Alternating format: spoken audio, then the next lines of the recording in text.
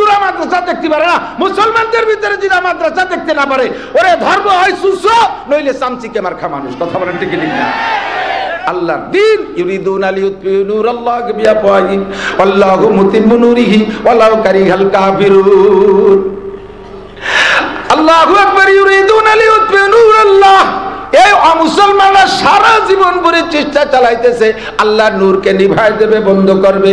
আল্লাহু মুতিম্মু নূরিহি, আল্লাহ তার দ্বীনকে পূর্ণ করবে। ওয়ালাউ কারিহাল কাফিরুন, কাফেরদের ভালো লাগলেও ভালো, না লাগলেও ভালো, কিছু আসে যায় না।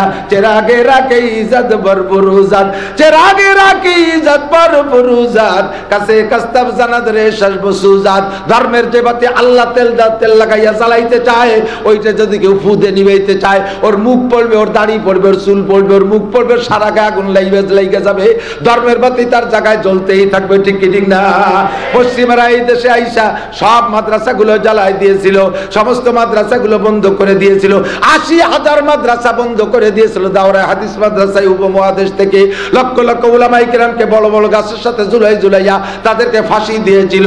আল্লাহু আকবার। জীবিত অবস্থায় উলামায়ে কেরামের গায়ের চামড়া ছিলে বেলাই দিয়ে শহীদ করে দিয়েছিল। কোন পাবলিক মারে নাই, ডাক্তার মারে নাই, ইঞ্জিনিয়ার মারে নাই, বিজ্ঞানী মারে নাই, পুলিশ অফিসার মারে নাই, আর্মি অফিসার মারে নাই, বিডিআর অফিসার মারে নাই, দুনিয়ার কোন জেনারেল শিক্ষিত মুসলমানদেরকে মারে নাই। মারছে তারা শুধু উলামায়ে কেরাম। কারণ ওরা জানে আরে ওদের মাধ্যমে ধর্ম টিকে রাখা সম্ভব না, ধর্ম টিকে রাখা সম্ভব উলামায়ে কেরামের মাধ্যমে। কাজে আলেম মেরে দাও তো ধর্ম শেষ হয়ে যাবে, আলেম মেরে দাও ধর্ম শেষ হবে। স্কুল কলেজ বন্ধ করার দরকার নাই, ওর মধ্যে স্কুল কলেজে মুসলমানদের সন্তান পড়তেছে, পড়ুক, সমস্যা নাই। ওটাই ধর্মকে টিকে রাখতে পারবে না। ধর্ম টিকে রাখার জন্য একমাত্র মাদ্রাসা। এই মাদ্রাসা বন্ধ করে দাও, সব দরজা বন্ধ হয়ে যাবে। মসজিদের ইমাম মৌলানা সাহেব, কি সাহেব? বুকু সাহেব। মসজিদের ইমাম কি সাহেব? চরমুনার ময়দানে কি সাহেব? পীর সাহেব। কি সাহেব? পীর সাহেব। ঠিক না? আল্লাহু আকবার। ধর্মের বাতি জ্বালায় মসজিদের ইমাম সাহেব, ধর্মের বাতি জ্বালায় পীর সাহেব, ধর্মের বাতি জ্বালায় মুহতামিম সাহেব, মুহাদ্দিস সাহেব, উলামায়ে কেরাম, ধর্মের বাতি জ্বালায় বক্তা সাহেব। ঠিক না? ধর্মের বাতি জ্বালায় তবলিগ জামাতের আমির সাহেব। যে সাহেবরে গোড়ায় দেখবেন সেই সাহেবই মাওলানা।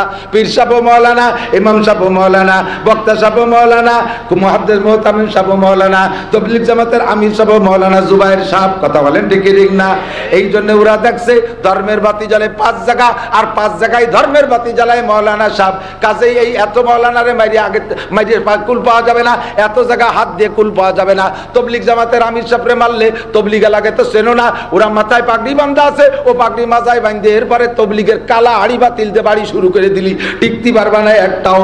কাজেই তবলিগের আমির সাহেবরে মারা যাবে না। পীর সাহেবের গায়ে হাত দিয়ে দেখো, সর্বনাশ পীর সাহেবের সারা বাংলাদেশে আন্দোলন শুরু হয়ে যায়। কাজেই পীর সাহেবরে ওভাবে মারা যাবে না। মসজিদের ইমাম সাহেবের গায়ে হাত দিয়ে দেখো, মুসল্লিরা নিজের বাপের চাইতে ইমাম সাহেবরে বেশি ভালোবাসে। আর ইমামের গায়ে হাত দিয়ে দেখ, দেখবি বাড়ি যাইতে পারবি না, তোর ঠ্যাং কাইটে রেখে দেবে, কল্লা কাইটে রেখে দেবে। কথা ঠিক ঠিক না? আরে বক্তা সাহেবের গায়ে হাত দিয়ে দেখ, তোদের নেতাদের কয়জন ভক্ত আছে? বক্তাদের ভক্ত হাজার হাজার। একজন বক্তার গায়ে হাত দিয়ে দেখ, শ্রোতারা আন্দোলন শুরু করে দেবে। কাজেই বক্তা মারা যাবে না। মোহতাম সাহেবের গায়ে হাত দিয়ে দেখ, মোহতাম সাহেবের ছাত্ররা বাপের চাইতে বেশি ভালোবাসে। মোহতাম সাহেবরে মারতে যে পিঠ বাঁচায় আসা যাবে না। কাজেই মোহতামরে মারা যাবে না। এক কায়দায় ধর্মের বাতি নিভাইতে হবে। এই ৫ জায়গার ৫ সাপ পয়দা হয় কোন জায়গা? ওই জায়গাটারে বন্ধ করে দাও। কয় সেই জায়গাটা হলো মাদ্রাসা। জুবায়ের সাহেব মাওলানা কোন মাদ্রাসায়? হাটাজারি মাদ্রাসা। আরে মাওলানা আবু আহমদ সাহেব কোন জায়গার? কয় উনি হাটাজারি মাদ্রাসা। আরে মাওলানা ইমদাদুল্লাহ সাহেব কোন মাদ্রাসা? কোন সাহেব? কোন এই খতিব সাহেব কোন জায়গার? কয় হাটাজারি মাদ্রাসার। তবলিগ জামাতের আমির সাহেব হাটাজারি মাদ্রাসা, মসজিদের ইমাম সাহেব হাটাজারি মাদ্রাসা, বক্তা সাহেব হাটাজারি মাদ্রাসা, সব উলামায়ে কিরাম মাদ্রাসা থেকে। কাজেই মাদ্রাসা বন্ধ করে তো সব বন্ধ হইয়া যাবে। এই জন্য ওরা মাদ্রাসাগুলোকে বন্ধ করছে। বন্ধ করে কি করছে? নিবেইতে যাবি জ্বলবে বেশি। কতক্ষণ নিবেইতে যাবি তো জ্বলবে বেশি। আজীব এক ওয়াকিয়া শুনলে আশ্চর্য হবেন। খেলা কারে কয়? বাতি, ধর্মের বাতি তেল দেয় কে? আল্লাহ জানে তেল দিয়ে জ্বালায়। তোরা দুনিয়া কে কাজে ফুজে নিবেতে গেলে আরো জ্বলবে। নবী আলাইহিস সালাতু ওয়াস সালাম নবুয়তি পাওয়ার পরে বলতেছেন আল্লাহর কাছে, আল্লাহ এই নবুয়তি আমি কটটুকির মধ্যে করবো। কাফাতাল লিন্নাস, গোটা মানব জাতির জন্য তুমি নবী। আল্লাহ, তাহলে এই দাওয়াতের কাজ শুরু করব কোন জায়গা থেকে? মার্কাজ কোন জায়গায়? রায়বান, কাকরাইল নাকি নিজামুদ্দিন? কোন জায়গাতে শুরু করব? আল্লাহকে আনজির আশিরাতাকাল আকরাবিন, বাড়ির থেকে শুরু করো, বাড়ির থেকে শুরু করো। আগে তোমার আপনজনদেরকে দাওয়াত দাও, আনজির আশিরাতাকাল আকরাবিন, প্রতিবেশীকে দাওয়াত দাও। আল্লাহর এই ওয়ার্ডারে নবী আলাইহিস সালাম 25 জন শীর্ষস্থানীয় মিস্টার আবু জাহেল, আন্তর্জাতিক খ্যাতি সম্পন্ন দামলা, এইটারে দাওয়াত দিয়েছে। আবু লাহাব, উতবা, সাইবা, ওয়ালিদ ইবনে মুগীরা, এ বড় বড় সব, সে সময় ওমরও ওই দিক রয়ে গেছে। মুসলমান মাত্র খাদিজা আর আবু বকর, আর কেউ না, আর সব কাফের। এই উমরা সুমরা দেখে আঞ্চলিক মক্কার 25 জনের দাওয়াত দিয়ে দুপুরে খাওয়া, কারণ মানুষে খাওয়াইলে বা পেটে কিছু দিলে কিছুক্ষণের জন্য তো দুর্বল হয়ে থাকে। দেখেন এই যে বাজারে একটা কুত্তো, একটা দামের একটা পাউরুটি কিনে দেন, 3 মাইল পাশে পাশে দৌড়বে, পরে 3 মাইল পরে কাকা রুটি শকর আদায় হয়ে গেছে, সালাম আলাইকুম।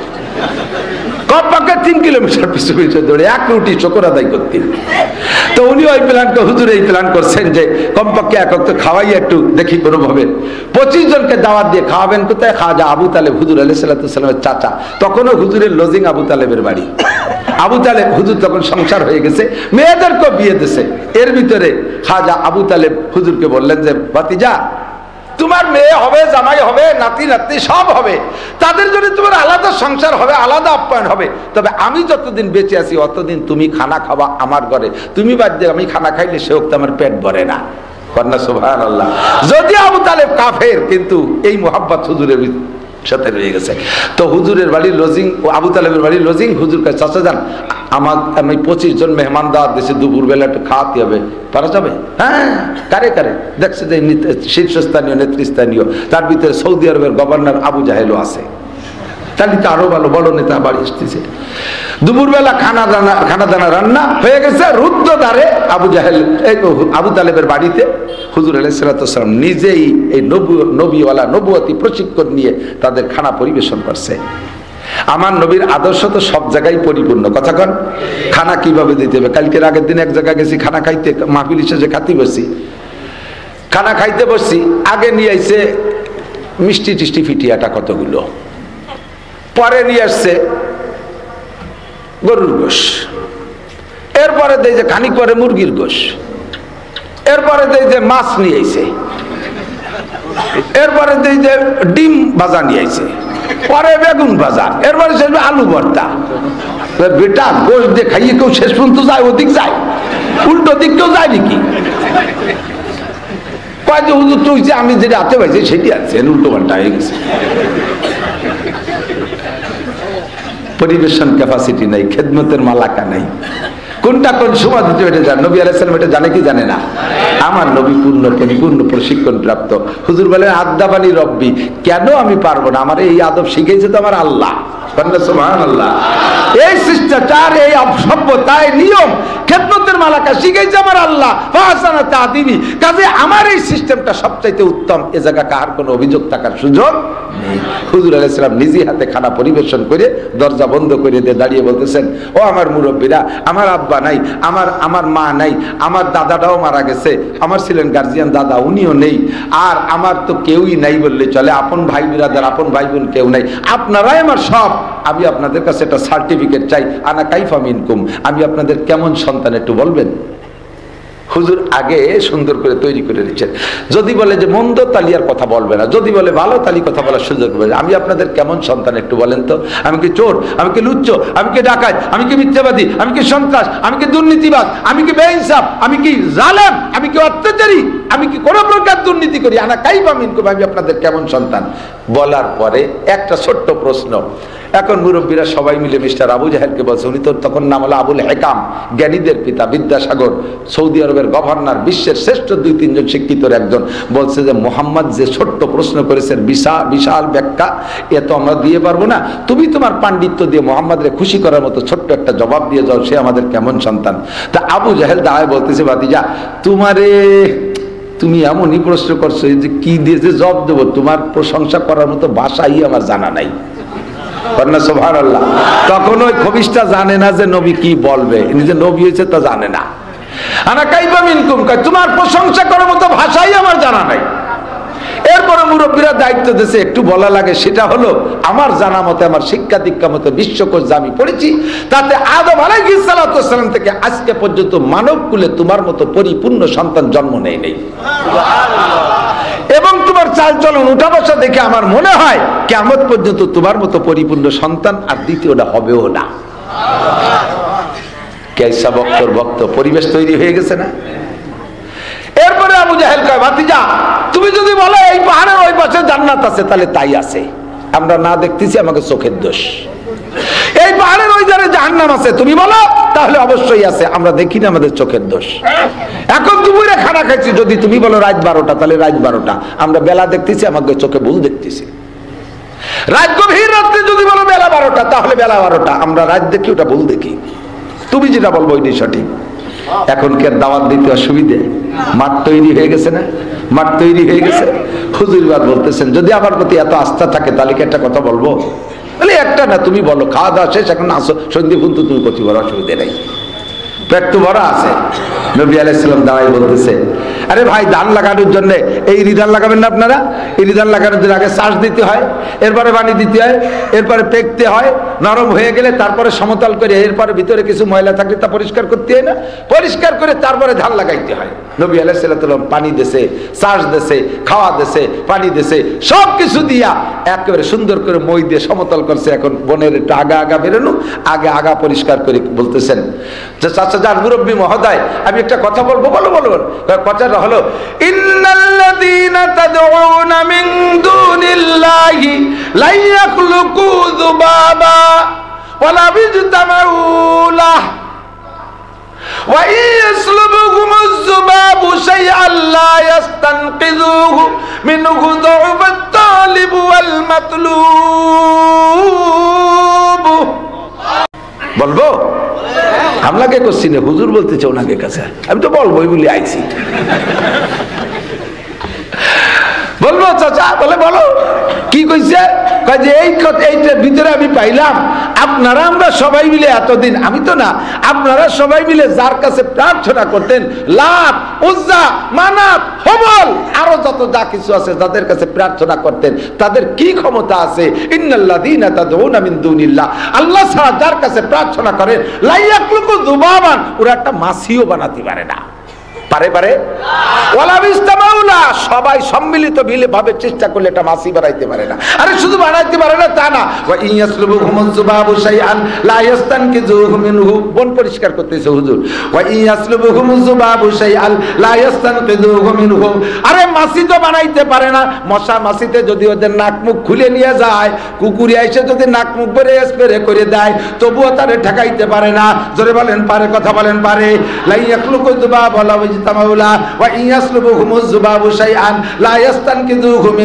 মশা মাছিতে যদি তার সামনে থেকে খাবার কেড়ে নিয়ে যায়, তার হাত থেকে কেড়ে রাখতে পারে না। যারা তার কাছে চাও তারাও দুর্বল, যার কাছে চাও সেও দুর্বল। সে এত বড় অসহায়, বছরের শেষে দুর্বল হয়ে যায়, পড়ে যাওয়ার ভয়তে তোমরা তার পিছন দিয়ে বাস ঢুকোই দিয়ে দাঁড় করে রাখো। সারা বছর থাকার পরে রং উঠে যায়, এরপরে তোমরা আবার রং কিনে এনে লাগাও। তার নিজের গায়ের রংটাও সে সামলাইতে পারে না। ফাঁকা জায়গায় যদি দাঁড়ানো থাকে, কুকুরিতে যদি ঠ্যাং উসরে নাক মুখ করে মারিয়ে দেয়, তবুও কুত্তটাও তাড়াতে পারে না, এত বড় দুর্বল। কাজে সবগুলো বাদ দিয়ে আমার চাচারা বলো লা ইলাহা ইল্লাল্লাহ মুহাম্মাদুর রাসূলুল্লাহ। আল্লাহ ছাড়া কোনো মাবুদ নাই। খালেক আমার আল্লাহ, মালিক আমার আল্লাহ, রাজ্জাক আমার আল্লাহ, গফফার আমার আল্লাহ, সত্তার আমার আল্লাহ, মুহয়ী আমার আল্লাহ, মুমিত আমার আল্লাহ, বাঁচায় আমাকে আল্লাহ, মারে আমাকে। জোরে বলেন কে? সৃষ্টিকর্তা কে? পালন কর্তা কে? রিজিক দাতা কে? সম্পদ দাতা কে? কেড়ে নেওয়া কে? সব মিলে বুঝাইতে কয় পড়ে লা ইলাহা ইল্লাল্লাহ।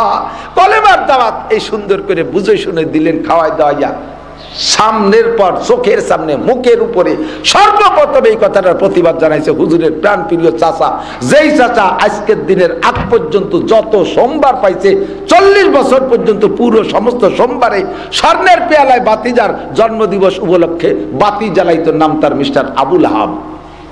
প্রত্যেক সোমবারে, সোমবার নবীর জন্মদিন, ওই প্রত্যেক সোমবারে জশ্নে জুলুস করতো, বাতি জ্বালাইতো এই আবু লাহাব। সেই সর্বপ্রথম তাব্বাল্লাকা ইয়া কাসিস আলী হাযা দাওতানা, কপাল পুরা এই কোয়ারজনি খাওয়াই দাই পাম্পটি দিয়ে বসাইছো, তুই মার, তুই ধ্বংস হ। সাথে সাথে আল্লাহ সূরা নবীকে সান্ত্বনা দেওয়ার জন্য কয়, ও তো একবার কইছে তাব্বাল্লাকা, প্রত্যেক দিন লক্ষ লক্ষ বার ওর নামে বদদোয়া যাবে।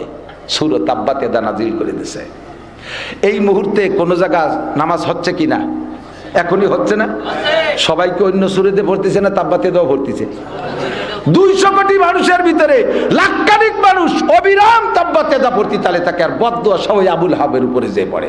নবীকে আল্লাহ সান্ত্বনা দিলেন, ওই একবার বদদোয়া দিয়েছে, ওর নামে কিয়ামত পর্যন্ত বদদোয়া রানিং হয়ে গেছে, ও সদকায়ে জারিয়া কামাই ফেলাইছে। আল্লাহ মুখের উপরে থুক মারিয়ে বেরোয় চলে গেছে। 25 জন সবাই হুজুরের উপরে থুক মারিয়ে মারিয়ে চলে গেছে, গালাগালি করতে করতে। হুজুরের মুখ টান বেজার, মুখ পড়ে ঘরে আসছে। খাদিজা আর আবু বকর ঘরে অপেক্ষা করতেছে কি নিউজ আসে মিটিং থেকে। ঘরে যাওয়ার পরে দেখে হুজুরের চেহারা ভালো না, মলিন মলিন বাপ। আবু বকর জিজ্ঞেস করছে, হুজুর খবর কি মিটিংয়ের? হুজুরকে খবর ভালো না, পুরো আমার সাথে আচরণ করছে। আবু বকর দুঃখে কান্তি কান্তি বাসায় চলে গেছে। সবর করার, ধৈর্য ধরার পরামর্শ দিয়ে গেলেন। আবু জাহেল যাইয়া ঘরে বসে তাই পণ্ডিত্য বুদ্ধিও আছে, কয় কি যে এই মোহাম্মদ, যদিও তার দাওয়াত আমরা খাইলাম না, ওর যে নুরানি চেহারা, তার যে ভাষা, আর অল্প বয়সে যে সুখ্যাতি অর্জন করছে, ওই ছেলেকে কেউ আমরা ঠেকাই রাখতে পারবো না। আমরা নয় তার কলেমা না খাইলাম, ও যে জায়গা যে ওয়াজ করবে ওই জায়গার মানুষ দুর্বল হয়ে যাবে। কাজেই তার ওয়াজের আগে ওয়াজ আমার পাঠায় দিতে হবে। বসে এবার চিঠি লেখা শুরু করছে বিভিন্ন রাজা বাদশাদের কাছে। রাজা তো রাজাদের কাছে চিঠি লেখে, যাতে কোনো রাজার কাছে যে পাত্তা না পায়। চিঠি একটা লেখছে 12 লাইন। উদ্দেশ্য হলো আল্লাহ নবীর বদনাম সমালোচনা করে। তা শুরুতে রাজা বাচ্চাদের চিঠির পদ্ধতি আছে, কেন নামে যদি সমালোচনা লিখতে হয় শুরুতে তার 1-2 লাইন প্রশংসা লিখে নিতে হয়, নইলে রাজা বাচ্চারা এই চিঠিকে বিলকুল সমালোচনাযুক্ত মনে করে গ্রান্ট করে না। এই জন্যই শুরু করছে আল্লাহ নবীর একটু প্রশংসা করতে। তো প্রশংসা করতে করতে চিঠিটা হলো 12 লাইন সাইজের চিঠি লিখবে, 10 লাইনই প্রশংসা লিখে ফেলাইছে। ওর মনেই না যে কদ্দুর লিখতেছি। মোহাম্মদ ভালো, ওর আব্বা ভালো, ওর মা ভালো, বংশ কুরায়েশ, ওর গোষ্ঠীতে কাবাঘরের চাবি থাকে, ছেলেটা জীবনে কোনোদিন মিথ্যে কথা কয় না, কোনো দুর্নীতি করে না, কোনো অকথ্য ভাষায় গালাগালি করে না, কোনোদিন ফাঁসা বেরোনো প্যান্ট পারে না, মদ গাঁজা তো খাই না, কোনো বিয়ে বাড়ি যে আড্ডা ফাড্ডা মারে না। এই লিখতে লিখতে লিখতে লিখতে 10 লাইন লেখছে। পরে কয় একটু রিভাইজ দিয়ে দেয় যে নিচে জাগাই না, মোটে 2 লাইনই জায়গা আছে। এর কথা পুরো তো কাটাও যাচ্ছে না, কি থাক। লাস্টে 2 লাইনের ভিতরে লেখছে যে ছেলেটা কতদিন হলো পাগল হয়ে গেছে, নিজের বাপ দাদার ধর্ম বাদ দিয়ে অন্য ধর্ম প্রচার আবিষ্কার করছে, তোমরা এর ধর্মকে গ্রহণ করবে না। ইতি মিস্টার আবু জাহেল। চিঠি লিখে বাজাইয়া সাংবাদিকদের প্রথম পাঠাইছে রোম, ইটালি। ইটালির প্রেসিডেন্ট হেরাক্লিয়াসের কাছে চিঠি গেলে হেরাক্লিয়াস চিঠিখান পড়িয়ে বুঝি উঠতে পারতেছেন কি রে আবু জাহেল তো আবুল হেকাম, বিশ্ববিখ্যাত পণ্ডিত, এইরকম ভুললে কি রে চিঠি। লাস্টে বোঝা যাচ্ছে যে বিরোধিতা করতে চায়, যার বিরোধিতা করবো তার 10 লাইন প্রশংসা লিখবো কেন? আর লাইনের বিবেচনায় যদি সংখ্যাগরিষ্ঠ আর সংখ্যা লঘুর হিসাব করতে হয়, আধিক্যের হিসাবের রেজাল্ট দিতে হয়, তাই তো 10 লাইন প্রশংসা ছেলেটা তো তাহলে ভালোই, হয়তো ওনার সাথে টাইল ঠেলাঠেলি লাগছে, সেই জন্যই উল্টো করতেছে। তিনি এত তাড়াতাড়ি এই ছেলের সম্পর্কে কোনো মন্তব্য করা যাবে না। উনি 40 জনের একটা টিম পাঠাইছে, একেবারে শীর্ষ মানে রাজনীতিবিদও প্লাস সরকারি ভালো উঁচু মানের অফিসারও। 40 জন পণ্ডিত পাঠাইছে, যাই তোমরা দেখবা ওই মোহাম্মদরে দেখবা, চিঠিওয়ালার যার নামে লেখছে ওই মোহাম্মদরে তোমরা পর্যবেক্ষণ করবা, দূরে দূরে থেকে দেখবা ছেলেটার ভাবগতি কি। দেখার পরে যাবা 1 মাস, আসবা 1 মাস, থাকবে 1 মাস, 3 মাস পরে এসে রিপোর্ট দিবা, তারপর আমি চিঠি সম্পর্কে মন্তব্য করব। বাস এই 40 জনের পাঠাইছে। 40 জনের 1 মাস গেল যাইতে, থাকবে 1 মাস, আসবে 1 মাস, চলে আসবে না।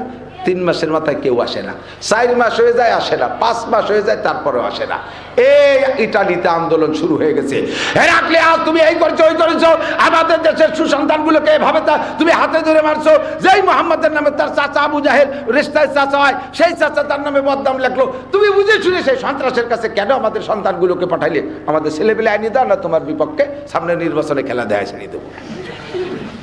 এই তো আন্দোলন শুরু হয়ে গেছে। হেরাক্লিয়াসের এখন মসনদ কাঁপিয়ে গেছে, কি করা যায়। জব দিতে পারতেছে না। এখন কয় কি আর 10 জন পাঠাইছে একেবারে ভিভিআইপি, যে তোমরা আগে যাইয়া ওই এলাকায় কবরস্থান খুঁজবা, যদি 40টা নতুন কবর দেখো তাহলে আর মোহাম্মদের সাথে দেওয়া পারবা না, বর বুঝবা যে সে সন্ত্রাস মারি ফেলাইছে 40 জনকে, তোমাকে পিঠ বাঁচাইয়া বাসায় চলে আসবা। আর যদি না পাও তারপরে ওই 40 জনকে খুঁজবা কিনা কোন জায়গা আছে। কিন্তু এই 10 জন যাইয়া ওই 40টা কবর খুঁজতেছে, আশেপাশে কোনো নতুন কবর নাই, একটু সাহস আল তালি মারে নাই। এখন 40 জনটা পাবো কোন জায়গায়? সে 40 জনটা সিনার কায়দা নাই। সীমাহুম ফি উজুহিহিম মিন আসারিস সুজুদ, মুহাম্মদ রাসূলুল্লাহর সোহবতে তাদের চেহারায় যে নূর চমকাইতেছে, লম্বা দাড়ি হয়ে গেছে, আইছিল পাছা প্যান্ট পরা, পাছা খোলা প্যান্ট পইরা, আইছে জুব্বা পরে, মাথা খালি মাথা, টুপি আর পাগড়িতে মাথা, সোনার মতো চেহারা জলজল করতেছে, একটা কো চেনে না। দুজন জোড়া বাঁধিয়ে দিতেছে, 40 জনে 20 জোড়া, তবলিগে জোড়া আছে না দেন না, এই জোড়া বাঁধিয়ে দিতেছে, দুজন বিকেল বেলা তসবিহাতে ঘুরতেছে, উন্ডাই 10 জনে দেশ চেনছে, কিন্তু কথা কয় না, মিটমিটে আসতেছে, ওরা আমাকে চেনে না, খায় চিনার তো কায়দা নাই। লাস্টে যে 2 জনে ইচ্ছাকৃত ভাবে তাকে বলতে, এই তোদের বাড়ি কোথায়? আমাদের বাড়ি ইটালি, রোম।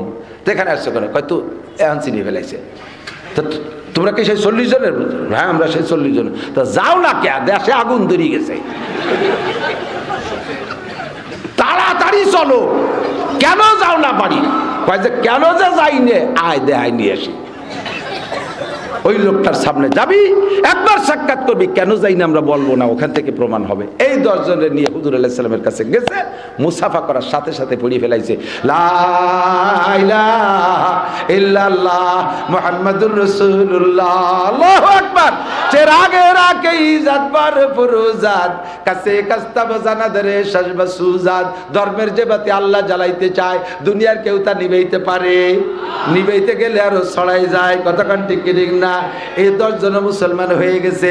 এরপরে খবর পেয়ে চতুর্দিক দিয়ে খালি দলে দলে, আরবিতে আছে অব্দ কয়, অব্দে আব্দুল কয়েস, এরকম বহুত অব্দ আছে। দলে দলে আবু জাহেল যে জায়গায় চিঠি লাগছে, ওই জায়গা থেকে মোহাম্মদকে পর্যবেক্ষণের জন্য লোক আসছে। নবী পাক ওই দিন যে পরিমাণ বেজার হয়েছিলেন, এরপরে দলে দলে মুসলমান হয়। আইসা কয় তোমরা আমার চিনলে কি করে? আমাদের এলাকা আবু জাহেল চিঠি লাগছে, আমরা যাতে না আসি, ওই চিঠি দেখে আমাকে আসার আগ্রহ যাচ্ছে, আগ্রহ জাগছে। আর নাসু হারিসুন ফিমা মুনিয়া, মানুষ ওই জিনিসের প্রতি লোভী হয় যে জিনিসের থেকে তারা নিষেধ করা হয়। যে জিনিসটা এমনি দেখবেন এই যে এইটা রয়েছে এই জায়গায়, এত কতক্ষণ রয়েছে না? এবার আমি যদি আপনাদের মনের আড়ালে এভাবে ঢেই দিয়ে কই, ভাই এটাকে উঠবেন না, বয়ানের পরে নিচে কি আছে কেউ দেখবেন না, একজনও যাবেন না, কি আছে না দিয়ে যাবো না, এমনি রয়েছে কেউ দেখে না, ডাকিয়ে দেওয়ার পরে যদি কেউ দেখবেন না, তাহলে না দিয়ে যাবো ওইটা। মোহাম্মদ এত তাড়াতাড়ি অত দূর যাইতে পারতেন না। আল্লাহ কয় বন্ধু মন খারাপ হয়েছিল ওই মিটিং এর পরে, এখন কি তুমি খুশি? ও বন্ধু তুমি এত তাড়াতাড়ি ইটালি যাইতে পারতে না, তোমার কাছে সেই পরিমাণ যানবাহন নাই, তুমি রুম যাইতে পারতে না, তুমি এমন যাইতে পারতে না, তুমি দুবাই কাতার যাইতে পারতে না, এত তাড়াতাড়ি ওই আবু জাহেলি তোমার দাওয়াত পৌঁছাই দিয়েছে। আল্লাহু আকবার। যে নিবেবে ধর্মের বাতি, তার মাধ্যমে ধর্মের বাতি আমি জ্বালাইয়া দিব। যেই বাতি আল্লাহ জ্বালায় সেই বাতি কেউ নিভাইতে পারে না, নিভাইতে গেলে আরো ছড়াইয়া যায়। ইংরেজরা 80,000 মাদ্রাসা বন্ধ করেছিল, বর্তমানে বাংলাদেশে কি 80,000 মাদ্রাসা? কথা বলেন, এই উপমহাদেশে 80,000 মাদ্রাসা, আমাদের বাংলাদেশে ঢাকা বোর্ডে 23,000 মাদ্রাসা। আরো তো রয়েছে উপমহাদেশ বলতে পাকিস্তান, ভারত, বাংলাদেশ, তারপরে ও পাশে বার্মা, শ্রীলঙ্কা, মালদ্বীপ, এটা ভুটান, এগুলো সব মিলে ছিল কি বলা উপমহাদেশ। এর ভিতরে এখন হাজার হাজার মাদ্রাসা হয়েছে। বিশ্বে এখন 2 কোটির উপরে হাফেজ আছে। জোরে কন্যা আলহামদুলিল্লাহ। আরে আসল মানুষ যদি দেখতে হয়, মানবতা যদি শিখতে হয়, তাহলে কোরআনের কোর্স থেকে মানবতা শিখতে হয়, কোরআনের কোর্স থেকে মানবতা শিখতে হয়। আমার মাদ্রাসার ছাত্ররা গালাগালি করে না, কথা বলেন, গালাগালি করে? আমি মাদ্রাসায় তো আসছি, আসার সাথে সাথে 2 রকম সাক্ষাৎ পাইছি। ওই যে বাজার মেলছে, বাজারের মধ্যে দিয়ে আসার সময় 2 রকম সাক্ষাৎ পাইছি। মাদ্রাসার ছেলেরা যারা, তারা উকি মেরে দেখে মিষ্টি সুরে একটা সালাম দিয়েছে, আসসালামু আলাইকুম হুজুর, কেমন আছেন হুজুর? আমাকে আমার আওয়াজটা কি শোনা গেছে হুজুর? আবার ওই জায়গায় আর এক দলের সালাম হয়েছি, আসসালামু আলাইকুম, কোন জায়গায় চাইছেন কাকা? এই বাজারে আমি বুঝছি তোর মাও বিয়াদব, তুইও বিয়াদব, তোর আব্বাও বিয়াদব। যে জায়গা পড়িস সে জায়গা আদবের কোনো প্রশিক্ষণ নাই। কতক্ষণ ঠিক ঠিক না? আমার ছাত্ররা মিষ্টি ভাষায় সালাম দেয়, মুসাফা করে নরম সুরে, আসার সাথে সাথে আমার বিভিন্ন খেদমতের কথা জিজ্ঞাসা করে, কারণ তারা কোরআনের থেকে আদর্শ পেয়েছে। আল্লাহ পাক বলেন লাকাদ কানা লাকুম ফি রাসূলিল্লাহি উসওয়াতুন হাসানাহ, মুহাম্মদুর রাসূলুল্লাহর মধ্যে রয়েছে তোমাদের উত্তম আদর্শ। আমি মাঝে মাঝে বলে থাকি, পদ্মা সেতু ছাড়ার আগে মাত্র 2 থেকে 3 মাস আগে আমি ঢাকায় যাইতেছিলাম মাহফিলে, ফেরিতে পার হইতেছি, আমার গাড়িও পেয়ে যাই ফেরিতে, আর একজন এমপির গাড়িও সেই ফেরিতে। এমপির ড্রাইভার আমারে দেখে সেন্সে, আমার সাথে কথা কইতে সে একটু ভীত সন্ত্রস্ত। আমার ড্রাইভাররে খুঁজে কয় কি মৌলানা নাসির সাহেব? কয় জি। কয় ওনাকে, ওনার বয়ান আমার স্যার খুব শোনে, স্যার উপরে কেবিনে আছে, আমি কি একটু স্যারকে বলবো হুজুরের সাথে সাক্ষাতের কথা? আমার ড্রাইভার কাছে তাই তো ভালো হয়, উনি যে স্যাররে বলছে, স্যার মৌলানা নাসির সাহেব হুজুর যে হুজুরি বয়ান শোনেন, উনি ফেরিতে আছে। বলার সাথে সাথে খবর দিয়েছে, আমার ডাইকে নিয়ে গেছে। এক জায়গায় বসে অনেক গল্প করলাম। স্যারের বাড়ি গোপালগঞ্জের কোটালীপাড়া, নাম তার কাজী ফিরোজ রশিদ। ঢাকা গত টার্মে, এই টার্মে কোন আসনে হয়েছে জানি না, গত টার্মে ঢাকা 5 আসনের এমপি ছিলেন। 1 নম্বর পাকা আমলিগ, বংশধরে আমলিগ, শেখ হাসিনার সিটেই তার বাড়ি, কোটালীপাড়া তার বাড়ি। এই ভদ্রলোক জাতীয় সংসদে দাঁড়ানো বসা আছেন, অধিবেশন চলতেছে। তার ভিতরে বাংলাদেশের নাম বলবো না, একজন স্বনামধন্য একটা দলের মুরব্বী নেতা, উনি দাঁড়াইয়া আহমদ শফি সাহ হুজুরকে গালি দিছে, আহমদ শফি সাহ হুজুরকে নিয়ে ব্যঙ্গ করছে। আহমদ শফি সাহ হুজুরে কয় তেঁতুল হুজুর, কয় তেঁতুল দেখলে যেমন জিব্বে পানি আসে, আহমদ শফি সাহ নাকি মাইকে দেখলে এরকম পানি আসে। ব্যঙ্গ করার সঙ্গে সঙ্গে আর কোন এমপি নাই, কাজী ফিরোজ রশিদ সাহেব সঙ্গে সঙ্গে দাঁড়িয়ে গেলেন, দাঁড়িয়ে বললেন মাননীয় স্পিকার, সম্ভবত এমপি মহোদয় জীবনে কোনোদিন মাদ্রাসার বারান্দায় পাড়া দেয় নাই, আলেমুল আমাদের সম্পর্কে জানে না, তারা কত বিনয়ী, তারা কত ভদ্র। আমি এই জাতীয় সংসদে চ্যালেঞ্জ করে বলি, হাই সেক্টর থেকে নিয়ে হাই স্কুল থেকে বিশ্ববিদ্যালয় পর্যন্ত সারা বাংলাদেশের সমস্ত স্কুল কলেজ বিশ্ববিদ্যালয়ের ছাত্রদের রক্ত পরীক্ষা করবেন। যারা ওই সময় এইটা শুনেছেন, বক্তব্যটা ইউটিউবে শুনেছেন, তারা সাক্ষী দিতে পারবেন। এটা ইউটিউবে সার্কুলার হয়ে গেছে, ফেসবুকে চলে আসছিল।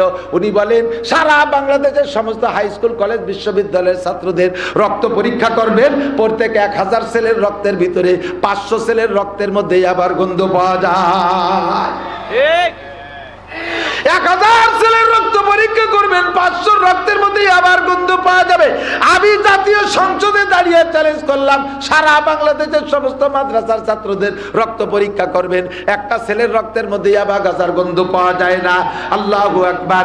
স্কুল কলেজের ছেলেরা 99% নামাজ পড়ে না, 1% তারা নামাজ পড়ে। তারা কোরআন তো পড়েই না, যত নোংরামি করে, পার্কে বসে বসে 2-2 বসে তসবিহ টেপে, আর দুনিয়ার আকাম কুকাম গাঁজায়া বা ফেন্সিলের হিরোইনের আড্ডা জমায়, উস্তাদের সাথে বেয়াদবি করে, স্যারের মাথায় রাইফেল ধরে, কাটা রাইফেল নিয়ে ফিল্ডিং মেরে বেড়ায়। আমার মাদ্রাসার ছেলেরা একটা বোমাও বানাইতে পারে না, এদের নামে অনার্থক মিথ্যা অপপ্রচার। উনি প্রতিবাদ করেছিলেন, মাদ্রাসার ছেলেরা শেষ রাত্রি ওঠে, যে সময় দুনিয়ার সবাই নাকে তেল দিয়ে ঘুমাইয়া থাকো, কচি কচি বাচ্চারা শেষ রাত্রি উঠা 2 রাকাত তাহাজ্জুদ পড়ে মালিকের কাছে দরখাস্ত করে, আরে তোমরা যারা ঘুমাই আছো তোমাদের জন্য তারা দোয়া করে, আল্লাহ দেশের মানুষকে সুখে রাখো, রাজা বাচ্চাদেরকে সুখে রাখো। মাননীয় যে এমপি মহোদয় অভিযোগ করেছেন, ওনার জন্য দোয়া করে মাদ্রাসার ছাত্ররা, ওনার জন্য ওনার বাপও দোয়া করে না, ওনার ছেলে মেয়েও দোয়া করে না, নিজে তো দোয়া জানেই না, ওনার বেঁচে থাকার দোয়াটাও ছাত্ররা করে, আহমদ শফির মাদ্রাসার সুলামা ইকরাম করে। আর তাদের সম্পর্কে উনি মন্তব্য করেছেন, মাদ্রাসার ছেলেরা আল্লাহর রহমতে তারা অত দামি কিছু খায় না, ওরা পোলাও খায় না, ওরা ঘি খায় না, ওরা ডিম খায় না, ওরা সর্বি কলা খায় না, সকালবেলা ঘুম থেকে উঠে 4টে পান্তা ভাত কাঁচামরিচ দেখাইয়া আবার পড়তে বসে, 7 সবক চেষ্টা করে তারা ওঠে না, সকালবেলা 4টে ডাল ভাত খায়, আর রাতের বেলা এভাবে কান্নাকাটি করে। সেই সমস্ত মানুষদের সম্পর্কে সমালোচনা, আমার বিশ্বাস উনি জীবনে কোনোদিন মাদ্রাসার বারান্দায়ও যাই নাই। কথা বলেন ঠিক কি ঠিক না? আর উনি বলেছিলেন, উনি বলেন আমরা আওয়ামী লীগের নেতারা 20,20,000 প্যাকেট বানাইছিলাম বিরিয়ানির, দামি দামি গোশত দিয়ে 20,000 প্যাকেট বানাইয়া দাওয়াত দিয়েছিলাম, 20,000 মানুষ পাই নাই। 20,000 প্যাকেট বিরিয়ানি দেব, 8,000 ভাড়া দেব, তারপরও 20,000 প্যাকেট নেওয়ার মতো মানুষ পাইলাম না। আর আহমদ শফি সাহেব কেউ 20 টাকাও দেয় নাই, শাপলা চত্বরে কয়েক লক্ষ মানুষ জমা করেছে। এতে এই প্রমাণ করে কারা কত বড় নেতা। এটা আমার কথা না, আমি ওনার কথাটাকে রিপ্লাই করতেছি, আমি ওইটাকে একটু রিলে করে শুনাইতেছি। আল্লাহু আকবার। যদিও আওয়ামী লীগের নেতা, যদিও আওয়ামী তো আপনারা কে কি কোন দল করেন আমি জানি না, তবে ওনার ফ্যামিলির ভিতরে আল্লাহর রহমতের দিন আছে। উনি বলেন আমি মাদ্রাসা করেছি, আমার আলাদা মাদ্রাসা আছে, আমার বাড়ি নিজের বাড়ির বিল্ডিং এর টাইলস কিনছি আমি 150 টাকা ফিট, আর আমার মাদ্রাসার টাইলস কিনছি 250 টাকা ফিট। কারণ আমার টাইলসের উপরে বৈশা আমি গুনাহ করব, নামাজ কালাম পড়বো না, দুনিয়ার আড্ডা ফাড্ডা মারবো, আর আল্লাহর কোরআন পড়বে মাদ্রাসার টাইলসের উপরে। কাজেই আমার টাইলসের চাইতে মাদ্রাসার টাইলস দামি হইতে হবে। আমার বাসায় 65 টাকা দামের চাউলের কেজি খাই, আর আমার মাদ্রাসার ছেলেদেরকে আমি 75 টাকা দামের কেজির চাউল খাওয়াই। কারণ আমরা চাউল খাইয়ে দুনিয়ার আকাম কুকাম করব, আর তারা চাউল খাইয়ে আল্লাহর কোরআন পড়বে। তাদের সব কিছু আমার চাইতে ভালো হইতে হবে। আমার ছেলেদেরকে আমি সপ্তাহে 2 বার বিরিয়ানি খাওয়াই, আমি তাদেরকে ডেলি 2 বার ডিম খাওয়াই, তাদের আমি সর্বি কলা খাওয়াই। কারণ যেগুলো আমি খাবো তা তাদেরকেও খাওয়াবো, আমার চাইতে দামি তা তাদের খাওয়াবো। এই দরদ ভিতরে উলামায়ে কেরামের সাথে সম্পর্ক থাকার কারণে উলামায়ে কেরামের পক্ষে কথা বলে, কথা কোন ঠিক কি ঠিক না? আর উলামায়ে কেরামের বিপক্ষে যারা কথা বলে, আল্লাহ পাক রব্বুল আলামিন কুরআনে কারীমের মধ্যে বলেন উতুল্লিম বাদা যালিকা জানিম। নবী পাকের মজলিসের ভিতরে হুজুর বয়ান করতেছেন, এক বুড়ো লোক মাঝখানে বসে খালি উল্টো পাল্টা, একবার এদিক ফিরে বসে, একবার ওদিক ফিরে বসে, এর সাথে ঝগড়া বাঁধায়, ওর সাথে খোঁচাখুচি করে, পিছনের দিক ফিরে বসে তাকে পুটপুট করে বাদাম খায়, চানাচুর খায়, এই টালটু বাল্টু করে। হুজুর মোটেও আজার করতে পারতেছে না, হুজুরের জিব্বে শুকিয়ে আসতেছে। জিব্রাইল এসে কয় হুজুর আজকে ওয়াজের রস নাই কা? হুজুর কয় কি রস আসবে কোন যাইতে? সব মানুষ বসে রয়েছে, ওই মাঝখানে ওই বুড়ো শয়তানটা জ্বালাবে, ওয়াজ করতে পারতেছি না। হুজুর কাছে বুড়ো শয়তানটার নাম কি? কয় ওর নাম ওলীদ ইবনে মুগীরা। ওর নাম কি? ওলীদ ইবনে মুগীরা। হুজুরে বলতেছেন জিবরাইল আপনি চেনেন ওর? হ্যাঁ আমার বাচ্চা চাঁদের সাথে, ও তো বহুত পুরো নিয়ে বুড়ো, চিনি মানে? কয় যে হুজুর ওর আসল অবস্থা জানেন? কয় না আসল অবস্থা জানি না। ওর আসল অবস্থা হলো ওর জীবনে 9টা দোষ আছে। কয়টা? এই 9টা দোষকে সম্মিলিতভাবে আল্লাহ তাআলা আজকে সূরা কলমের ভিতরে বর্ণনা করেছেন। ওই সূরাটা আজকে আপনার কাছে নাজিল করতে আসছি। ওর ভিতরে 9টা দোষ আছে। 9 দোষের ভিতরে 1 নম্বর দোষ হলো উতুল্লিম বাদা যালিকা জানিম, ও হলো হারামজাদা জারুর সন্তান। ও পরিচয় দেয় ওর নাম ওলীদ, ওর বাপের নাম মুগীরা। অরিজিনাল ওর বাপ মুগীরা না, মুগীরা ওর জন্মদাতা না। মুগীরার স্ত্রীর পেটে জন্ম নিয়েছে, তবে ওই স্ত্রীর সাথে মিলন করেছিল মুগীরার গোলাম, সেই মিলনে জন্ম হয়েছে। সেই মিলনে যে গর্ভ, সেই গর্ভের সন্তান হলো ওইটা। ওর নাম ওলীদ, বাপের পরিচয় দেয় মুগীরা। অরিজিনাল মুগীরা ওর বাপ না। ওর জিন্দেগিতে 9টা দোষ, তার ভিতরে একটা দোষ হলো উতুল্লিম বাদা যালিকা জানিম। 1 নম্বর হলো হারামজাদা জারুর সন্তান। এবার জিবরাইল কয় হুজুর শুধু এই একটা না, কিয়ামত পর্যন্ত উলামায়ে কেরামের সাথে, ধর্মের সাথে, মাদ্রাসার সাথে, মসজিদের সাথে যারাই বেয়াদবি করবে, যারাই বিদ্রোহ করবে, আপনি যদিও বলতে না পারে, আপনার উলামায়ে কেরাম সামনের পর বলতে না পারে, তবে জেনে নিয়েন তাদের জন্মের মধ্যে কোনো না কোনো দোষ আছেই আছে। জন্মের দোষ না থাকলেই ধর্মের সাথে বিদ্রোহ করতে পারে না, কোরআনের প্রতিষ্ঠার সাথে শয়তানি করতে পারে না, উলামায়ে কেরামের সাথে আদাওয়াতি করতে পারে না। যার জন্মের মধ্যে দোষ আছে তার এই স্বভাব। ইমাম আবু হানিফা ছাত্রদেরকে নিয়ে বসে, ছাত্র হলো আবু ইউসুফ মুহাম্মদ, ইমাম জুফার, এরকম জলিলুল কদর ইমাম, এনাদেরকে নিয়ে আসরের পরে বসে পাহাড়ের পাদদেশে ছায়ায় বসে ফিকহি আলোচনা করতেছেন, মাসলা মাসাইলের আলোচনা করতেছে। এর ভিতরে গোল হয়ে বসে বয়ান করতেছে। এর মধ্যে পাশের মাঠে পোলাপানরা খেলাধুলা করতেছে। এদের একটা বল উড়িয়েছে ওই ক্ষেত্রার মধ্যে, হুজুরকে মধ্যে পড়ছে। পড়ে একবারে হুজুরের সাথে, একবারে হুজুরের সাথে গাই খাতি খাতি আস্তে থেমে গেছে। মাঝখানে রয়েছে বলটা। 22 জন প্লেয়ার আইছে, উকি মেরে দিয়ে বল কেউ নিতে আসতে সাহস পাচ্ছে না। এক একজন করে পাঠায়, তুই যা। ও কাছে যে দেখে যে ইমামে আবু হানিফা, ইমামে আবু ইউসুফ, ইমাম মোহাম্মদ, আবার ভয়তে হবে না, আজকে খেলা হবে না। একে একে 21 জন ফেল। 22 নম্বর প্লেয়ার কয় ওই রকম মেসি বানা করলি বল খেলা হবে না, বেলা তো চলেই গেল। ও লাভ দিয়ে যাই ওই গোলের মধ্যে, হুজুরগের ওই গেরের মধ্যে যাইয়া বলটা উঠেই নিয়ে আবার লাভ দিয়ে চলে গেছে। হুজুররা কেউ কিছু করে। ইমামে আবু হানিফা বললেন তদন্ত করে দেখো এই ছেলেটার জন্মের মধ্যে দোষ আছে। উলামায়ে কেরামের মধ্যে ছেলে আদব বোঝে না। আগের 22-21টা ছেলে ভদ্র, ওদের জন্ম ঠিক আছে, ভয়তে চলে গেছে। বলতে এখন দিয়েই দিতাম, বলতে এখন দিয়েই দিতাম, আমরা জানি পোলাপান খেলবে। দেখতেছি, ট্রাই করতেছি, অবস্থা কার কেমন। লাস্টে এইটা যে বেয়াদবি করে নিয়ে গেল, খুঁজে দেখো জন্মের মধ্যে দোষ আছে। কয়েকদিন পর ওই শাগরেদদের মধ্যে একজন আইসা আবু হানিফা রহমাতুল্লাহকে বলতেছে, হুজুর সত্যি খুঁজে পাইছি, ওই ছেলেটা যখন মাতৃগর্ভে, তখন ওর বাপ আমার কাছে আসছিল মাসালা শুনতে, যে হুজুর ডাইরেক্ট খারাপ না, ওটা হলো ইনডাইরেক্ট হারামজাদা। হালকা হারাম লাগছে, হালকা হারাম। ওর বাপও ঠিক আছে, মাও ঠিক আছে, বৈধ মা বাপের সন্তান। তবে সমস্যা হয়েছে, ও গর্ভে থাকা অবস্থায় ওর বাপ এসে আমার কাছে মশালা জিজ্ঞেস করছে, হুজুর আল্লাহ তো কোরআন শরীফে নিষেধ করছে মাসিক অবস্থায় স্ত্রীকে ব্যবহার করা জায়েজ নাই, আমি তো মাসিকের মধ্যে ব্যবহার করে ফেলাইছি, সম্ভবত ওই মাসিকে গর্ভ ধারণ করছে, এইটার মশালা কি? হুজুর বলে এটা তো কবিরা গুনাহ করছেন। তো হুজুর বলেন যে ওই নিষেধাজ্ঞার ভিতরে স্ত্রীকে মাসিকের ভিতরে ব্যবহার করা নিষেধ, সেই নিষেধ হারাম অবস্থায় সেটাকে মিলন করে জন্ম দিয়েছে বিদায় ওটা ডাইরেক্ট হারাম দাদা না, ওটা আংশিক হারাম হয়ে গেছে, যার কারণে এতটুকু বেয়াদবি করে হুজুরকে মধ্যে বল নিতে পারছে। ভালো করে মনে রাখবি, নেতার প্রভাবে দলের প্রভাবে কোনোদিন এই জাতীয় কোনো প্রতিষ্ঠানের সাথে বেয়াদবি করবা না, উলামায়ে কেরামের সাথে বেয়াদবি করবা না, মাদ্রাসার ছাত্রর গায়ে হাত দিবা না। ওর কিন্তু একটা ফোন নাম্বার আছে, ও দিনভরে টেলিফোন করে, রাতের বেলা ব্যাক কল পায়। আমার দিক তাকান, দিনভরে টেলিফোন করে এক জায়গায়, রাতের বেলা ব্যাক কল পায়। আল্লাহর টেলিফোন নাম্বারে ফোন করে 24434, কতক্ষণ? আল্লাহর ফোন নাম্বার কত? 24434। 2 ফজরের 2 রাকাত কল করছে একবার, 4 জোহরের 4 রাকাত আরেক নাম্বার বসাইছে, আজ দ্বিতীয় ভোর আসরের 4 রাকাত আরেক নাম্বার বসাইছে, 3 মাগরিবের 3 রাকাত আরেক নাম্বার বসাইছে, রাতের বেলা ইশায় 4 রাকাত আরেক নাম্বার বসাই দিয়া কল করে এবার শেষ রাত্রে শুয়ে রইছে।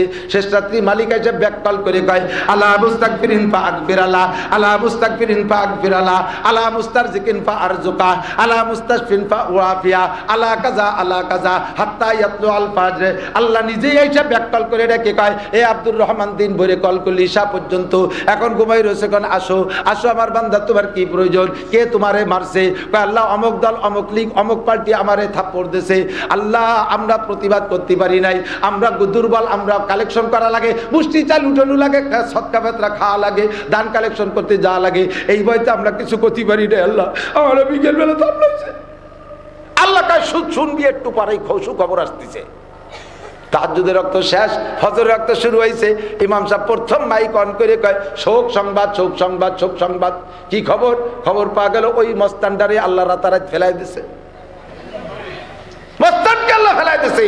ফোন করছে, টেলিফোন করছে মালিকের কাছে, দিন ভরে ফোন করছে, রাতের বেলা ব্যাক কল করে আল্লাহ কাজ সুখবর শুনিয়ে নেয়। একে চশমে জদন গাফিলা যা শাহনাবাসী, একে চশমে জদন গাফিলা যা শাহনাবাসী, শায়াদ কেনে গা কুনাদা গাহনাবাসী, শায়াদ কেনে গা কুনাদা গাহনাবাসী। যখন আল্লাহ পাক দোয়া কবুল করে খাতা নিয়ে বসে, ওই সময় মজলুম যদি আহ ছাড়ে, ওই আহটার সে আজিমে কবুল হইয়া যায়। তুমি যত বড় নেতা হও না কেন, এক কদম সামনে বাড়তে পারবা না, এক কদম ছাড়তে পারবা না, আল্লাহর হাতে অ্যারেস্ট হইয়া যাইবা। কথা বলেন ঠিক কি ঠিক না? আমরা কি জীবন ভরে মাদ্রাসার পক্ষে না বিপক্ষে? জোর হলো না, আরো জোরে। সিস্টেম বক্সিং সহ, বক্সিং পাকাতে দিছে পান এইরকম বক্সিং দিলে বুড়ো আঙ্গুল ভেঙে যান, এইরকম এরকম বক্সিং শেখেন, ধরেন ধরেন বক্সিং ধরেন।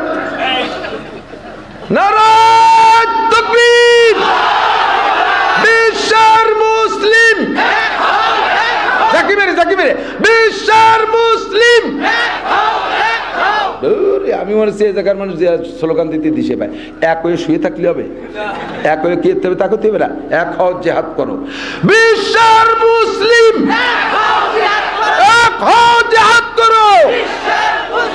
ইহুদিদের দালালরা, নেতানিয়াহুর দালালরা, জুবাইডেনের চেলারা, খ্রিস্টানদের আস্তানা, নারায়ে তাকবীর, জাযাকুমুল্লাহ। মাদ্রাসার পক্ষে আল্লাহ এই সব পক্ষীদেরকে তুমি কিয়ামতে আনসার সাহাবাদের সাথে জান্নাতি করে দিও, রাজি আছেন তো?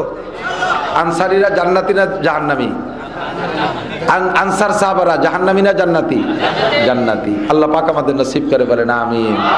আরে ভাই, এই জায়গায় বসে আমরা স্লোগান দিয়ে ইসরায়েলের 1 পয়সারও ক্ষতি হই নেই, আর ওই ফিলিস্তিন গাজার মুসলমানকে 1 পয়সারও লাভ হই নেই। ফাঁকে আমার লাভ হয়ে গেছে, আমাদের লাভ হয়ে গেছে। ইব্রাহিম আলাইহিস সালামরে পোড়ানোর জন্য নমরুদ আগুন জ্বালাইছে না? এই বিশাল আগুন 2 মাইল উঁচু হয়ে গেছে, আগুনের শিখা। এই আগুন নিবানোর মতো তৎকালীন জগতে কোনো ফায়ার সার্ভিস ছিল না। এর মধ্যে ব্যাং যে করল, আমি কি নিবে দেবো? ব্যাং ব্যাং আল্লাহ তুই আগুন দেখতে যাই, ও 1.5 মাইলের মধ্যে যারই কাজ, তুই কি তোর কাছে দমকল আছে? ব্যাঙ্গে কয় আবে দরিয়া রা আগার না তু আকাশিদ হাম্বা কদরে তেসনে কি বায়াত শাশিদ। আল্লাহ তুমি যদি কও যে সাগরের পানি সেচিয়ে ফেলা, আমারে যদি হুকুম দাও, তাহলে আমি যা পারি চেষ্টা করতে পারি, খাইয়ে পেট ভরে খাইয়ে উপরে ঢেলে দিয়ে গেলাম, আবার খেলাম, আবার বমি বেরিয়ে দিয়ে গেলাম, এ তো পারি। একটুক চেষ্টা ওকে করতে পারি রে, আল্লাহকে তা পারো, তা করে দেও কিভাবে পারো। ও সাগরেতে পানি খাইয়া কিছুক্ষণ অপেক্ষা করছে, ফ্যাটের মধ্যে যখন পানি পেশাব হয়ে গেছে, দূরিতে জাম করে 3 বার পেশাব করে দিয়েছে। ব্যাঙ্গের পেশাব কি 1-1.5 মাইল দূরে যায়নি? ও আগুনের 1 মাইলের মধ্যে যাওয়ার কায়দা নেই, 1 দাঁড়া পরে যাইয়ে তো পেশাব পড়ে গেছে। নমরুদিরও 1 পয়সার ক্ষতি হয় নাই, ইব্রাহিম আলাইহিস সালামের 1 পয়সার উপকার হয় নাই। ফাঁকে ব্যাংকটা এতটুকু সমর্থন করার কারণে তার দাম বাড়িয়ে গেছে। আল্লাহ কয়, ব্যাংক তুই আমার ইব্রাহিমের পক্ষে স্লোগান দিছিস, তোরে 3টে পুরস্কার। 1 নম্বরে তোর পেশাবে কোনোদিন কম পড়বে না, তোর পেশাবে বরকত দিয়ে দিলাম। 1 রাত্রি 1 ব্যাংকের গায়ে 50 বার লাথি লাগলেও অট্টুক করে পেশাব করে। ওর সাথে কি পানির বোতল থাই, মাঝে মাঝে খাই নাইনি। এত পেশাব কোন জায়গায় আসে? আল্লাহ কয়, তুই রাতভর পেশাব করবি তবু অভাব হবে না। তুই আমার ইব্রাহিমের পক্ষে পেশাব করছিস, 1 নম্বর পুরস্কার। 2 নম্বরে আদম জাতির পেশাবও না পাক। মানুষের পেশাব পাক না, না পাক? শুধু মহতাম সাহেবের পেশাব পাক? সর্বনার পেশাবের কোন পেশাবের পেশাব পাক? সব পেশাব না পাক। ব্যাঙ্গের পেশাব পাক। গায়ে লাগবে, কাপুড়ি লাগবে, ওই অবস্থায় নামাজ পড়বেন, দোয়া লাগবে না। দেখছেন লাভ কার? ইব্রাহিম আলাইহিস সালামের না ব্যাঙ্গের? ব্যাঙ্গের লাভ। আমরা হেতে স্লোগান দেব, ওকে উপকার হোক আর নাও, লাভটা আমার হয়ে যাবে। 3 নম্বর পুরস্কার, অনার্থক খালি খালি যে ব্যাঙ্গে ক্ষতি করে না, এমন একটা ব্যাঙ্গ যদি কেউ মেরে ফেলে, তার যে গুনাহ হবে, গুনাহ মোচনের জন্য খাসি কাফারা দিয়ে দিতে হবে। চিন্তা করতে পারেন, একটা ব্যাঙ্গ একটা খাসি দিয়ে তার সমাধান করতে হবে ব্যাঙ্গ মেরে ফেললে। আমি ড্রাইভারে কই যে রাস্তায় যা সামনে বাদে আর কিছু মারিস না, মারিস ব্যাঙ্গ মারিস নিয়ে, তাহলে 3টা কামাই যে খাসি কাফারা দিতে দিতে শেষ হয়ে যায়। ব্যাঙ্গ মারিস রে, ব্যাঙ্গ বহু দাবি। আল্লাহু আকবার। তা আমি কিছু পারি না পারি, কুওয়াতে নে কি নাদারি বদমাকুন বরবজুদে খুদসে তামবে হদমাকুন। নেকি করতে পারি না পারি, কমপক্ষে গুনাহ যেন না করি। কথা কোন? মাদ্রাসার উপকার করতে পারি না পারি, ক্ষতির জন্য বিপক্ষে একটা কথাও বলবেন না। পাহাড়, সৌদি আরব যারা গেছেন তারা দেখছেন পাথরের পাহাড়। বাংলাদেশের পাহাড় তো মাটি পাহাড়, সৌদি আরবে পাথরের পাহাড়। বড় পাহাড়ের পাশে জুড়ো জুড়ো পাহাড় আছে না, পাথর আছে না, ছোট ছোট পাথর। এখন বিশাল পাথর পাহাড়েরটা রুচিতে দেখতে দেখতে যাচ্ছেন, উড়ি বাবা কত উঁচু, আবার 8 তাল রয়েছে, নিচে যে সাইজিটা পড়ে রয়েছে তা খেয়াল নাই, ওর একখানের সাথে হোঁচট খাইয়ে বুড়ি আঙ্গুলি নখ উল্টে গেছে। এখন আপনি পাহাড়ের পর লাগিয়ে গেছেন, শয়তান পাহাড়, তুই এই জায়গায় আসিস বিদায় ছোট পাথর গুড়ায় রাখ, আমি বাংলাদেশেতে আসি, তোরে আমি ভেঙে ফেলাই দেবো। বাংলাদেশের থেকে মাটির ডেলা নিয়ে গেছে, ফিরে বেড়াইছে, মাটির ডেলা কোরস ভরে ব্যাগ ভরে নিয়ে পাহাড়ে গায়ে চুরু হচ্ছে, ভেঙে ফেলাই দেবো। তো বাংলাদেশের মাটির ডেলার গাইতি ডেলা কইতো মাটির ঢিল, এর আঘাতে কি ওই পাহাড় ভাঙবে? কি ভাঙবে? ডেলা গুলো গুলো হয়ে যাবে, ঠিক কি ঠিক না? ও দোস্ত, মসজিদ মাদ্রাসা এগুলো পাথরের পাহাড়, এর নিচে তালবে আলিম ছোট পাথর ঘুরতেছে। আটা দেশেন, পায়ে লেগে গেছে, একটু হোঁচট খাইছেন, থাপ্পড়েরটা মারি দিয়েছেন, আপনি পাথরের পাহাড়ে ঢিল মারছেন। যে ঢিল মারবেন ওই ঢিল ভাঙবে। বিপক্ষে 2 কলম লিখবেন, হাত কান প্যারালাইসিস এরকম জুলি বেড়াতে হবে। মরার 10 বছর আগের জুলি বেড়া কি হয়েছে ভাই? জিবরিল আলাইহিস সালাম একবার এক সাহাবার রূপ ধরে, বেশিরভাগ দেখিয়ে কালবির রূপ ধরে আসতেন, একবার এক সাহাবার রূপ ধরে আসে। আসার পরে হযরত ফাতেমা রাদিয়াল্লাহু তাআলা আনহা নবী জিবরিল আলাইহিস সালামকে সম্বোধন করে সালাম দিয়ে বলছে, আসসালামু আলাইকুম ছোট চাচা যান, কেমন আছেন? আমাকে গোপালগঞ্জ এলাকায় ছোট চাচারে কি কয়? দুদু কয় না? ধরে নেন, কয় দুদু কেমন আছেন? তো জিবরিল আলাইহিস সালামও জানে যে দুদু বা ছোট কাকা তো বাপের যে ছোট হয় তারে কয়। তা আমি ওর বাপের, উনার ফাতেমার বাপের কত আগে রে 2.5-3 লক্ষ নবী রসুলের কাছে বার্তা বহন করলাম, তারও কত লক্ষ বছর আগে দুনিয়া আছি, উনরা কয় মাইভূতি আসার আগেই, আর আমারে কয় ছোট কাকা, একটু মুখখান বেজার বেজার। হুজুর জিবরিলের চেহারা দেখে কয়, জিবরাইল একটু বেজার বেজার ভাব কি? তো জিবরিল আলাইহিস সালাম উচিতবাদী পরিষ্কার মানুষ, পরিষ্কার ব্যক্তি, উনি বলে দিয়েছে, ফাতেমা আমার ছোট কাকা কইছে, এতে আমার একটু খারাপ লাগছে। তো ছোট কাকা করলে দোষ কি? কাকা তো কইছে, ছোট কাকার বড়। তা আমি আপনার কত আগের থেকে দুনিয়া আছি, আপনি আমার কত পরে, সে আমার ছোট কাকা কেন পাবে? তো হুজুর আলাইহিস সালাম বলছেন যে আপনার বয়স কয় বছর হবে? তো জিবরাইল বলেন আমার বয়সের তো এরিয়া দিতে পারবো না, কদ্দূর, আমার তো জন্ম নিবন্ধন কার্ড হাতে নাই। 1000 বছর পরে একবার ওঠে তারকাটা, আমি ওই তারকাটাকে 80,000 বার উঠতে দেখেছি। তাহলে এবার হিসাব করেন কত? তো এই হিসাব করার তোর কম্পিউটারও জায়গা নাই। 80,000 বছর পর একবার ওঠে আর আমি 80,000 বার দেখেছি। হুজুর আলাইহিস সালাম বলে উরি বাবা, তাই তো আপনি অনেক বয়সী, আপনি যে শেষে যে 80,000 বছর পরে উঠবে সেই উঠার টাইমটা কি হয়েছে না সামনে? এই টাইমটাই কয়েক বছর আগে হয়ে গেছে, কিন্তু তারাটা উঠতেছে না। শেষের 80,000-এর মাথায় যে উঠবে এই টাইমটা কয়েক বছর আগে হয়ে গেছে, কিন্তু তারাটা উঠতেছে না। আমার তো ভয় হচ্ছে কি কিয়ামত টিয়ামত হবে নাকি। হুজুর বললেন আসেন পিছনে আসেন। পিছনে ডাইকে নিয়া হুজুর বলেন আমার জামা উঠান, গেঞ্জি উঠান। জামা উঠাইছে, গেঞ্জি উঠাইছে, দেখে পিঠের মাঝখানে কবুতরের ডিমের মতো সাদা একটা চিহ্ন, একটা আকৃতি। জিবরিল আলাইহিস সালাম ওইটা দেখেই জড়িয়ে ধরে চুমু খেয়ে বলে ওয়াল্লাহি হাযা হুয়ান নাজাম, আল্লাহর কসম এই যে সেই তারকাটা। কন্না সুবহানাল্লাহ, আল্লাহর কসম এই যে সেই তারকাটা। এটা উঠার কথা ছিল আরো কয়েক বছর আগে, এই পিঠি চলে আসছে বিদায় আকাশে ওঠে নাই। হুজুর বললেন ওয়াল্লাহি আনা হুয়া, আল্লাহর কসম আমি সেই 80,000 বার উঠা তারকাটা। তা আপনি কয়বার দেখছেন? কয়টার আমি 80,000 বার দেখছি। হুজুর বলেন জিবরাইল আপনি দেখার আগেও আমি 80,000 বার উঠছি। এবার আপনি ছোট কাকা না বড় কাকা কন? আল্লাহু আকবার। আমার নবী সবার আগে এসেছেন, সবার পরে এসে আমাদেরকে ধন্য করেছেন। এই রবিউল মাসে এসেছিলেন। বলেন রবিউল আউয়াল মাসে। কোন মাসে? আপনারা খুশি না বেজার? নবী আলাইহিস সালামের আগমনে খুশি না বেজার? নবী আলাইহিস সালামের জন্ম হয়েছে কয় তারিখ? রবিউল আউয়াল মাসে। মাস রবিউল আউয়াল, বার সোমবার, টাইম শোবে সাদেক। তিনটার ভিতরে কোনো মতানৈক্য নেই, তবে তারিখের ভিতরে মতানৈক্য।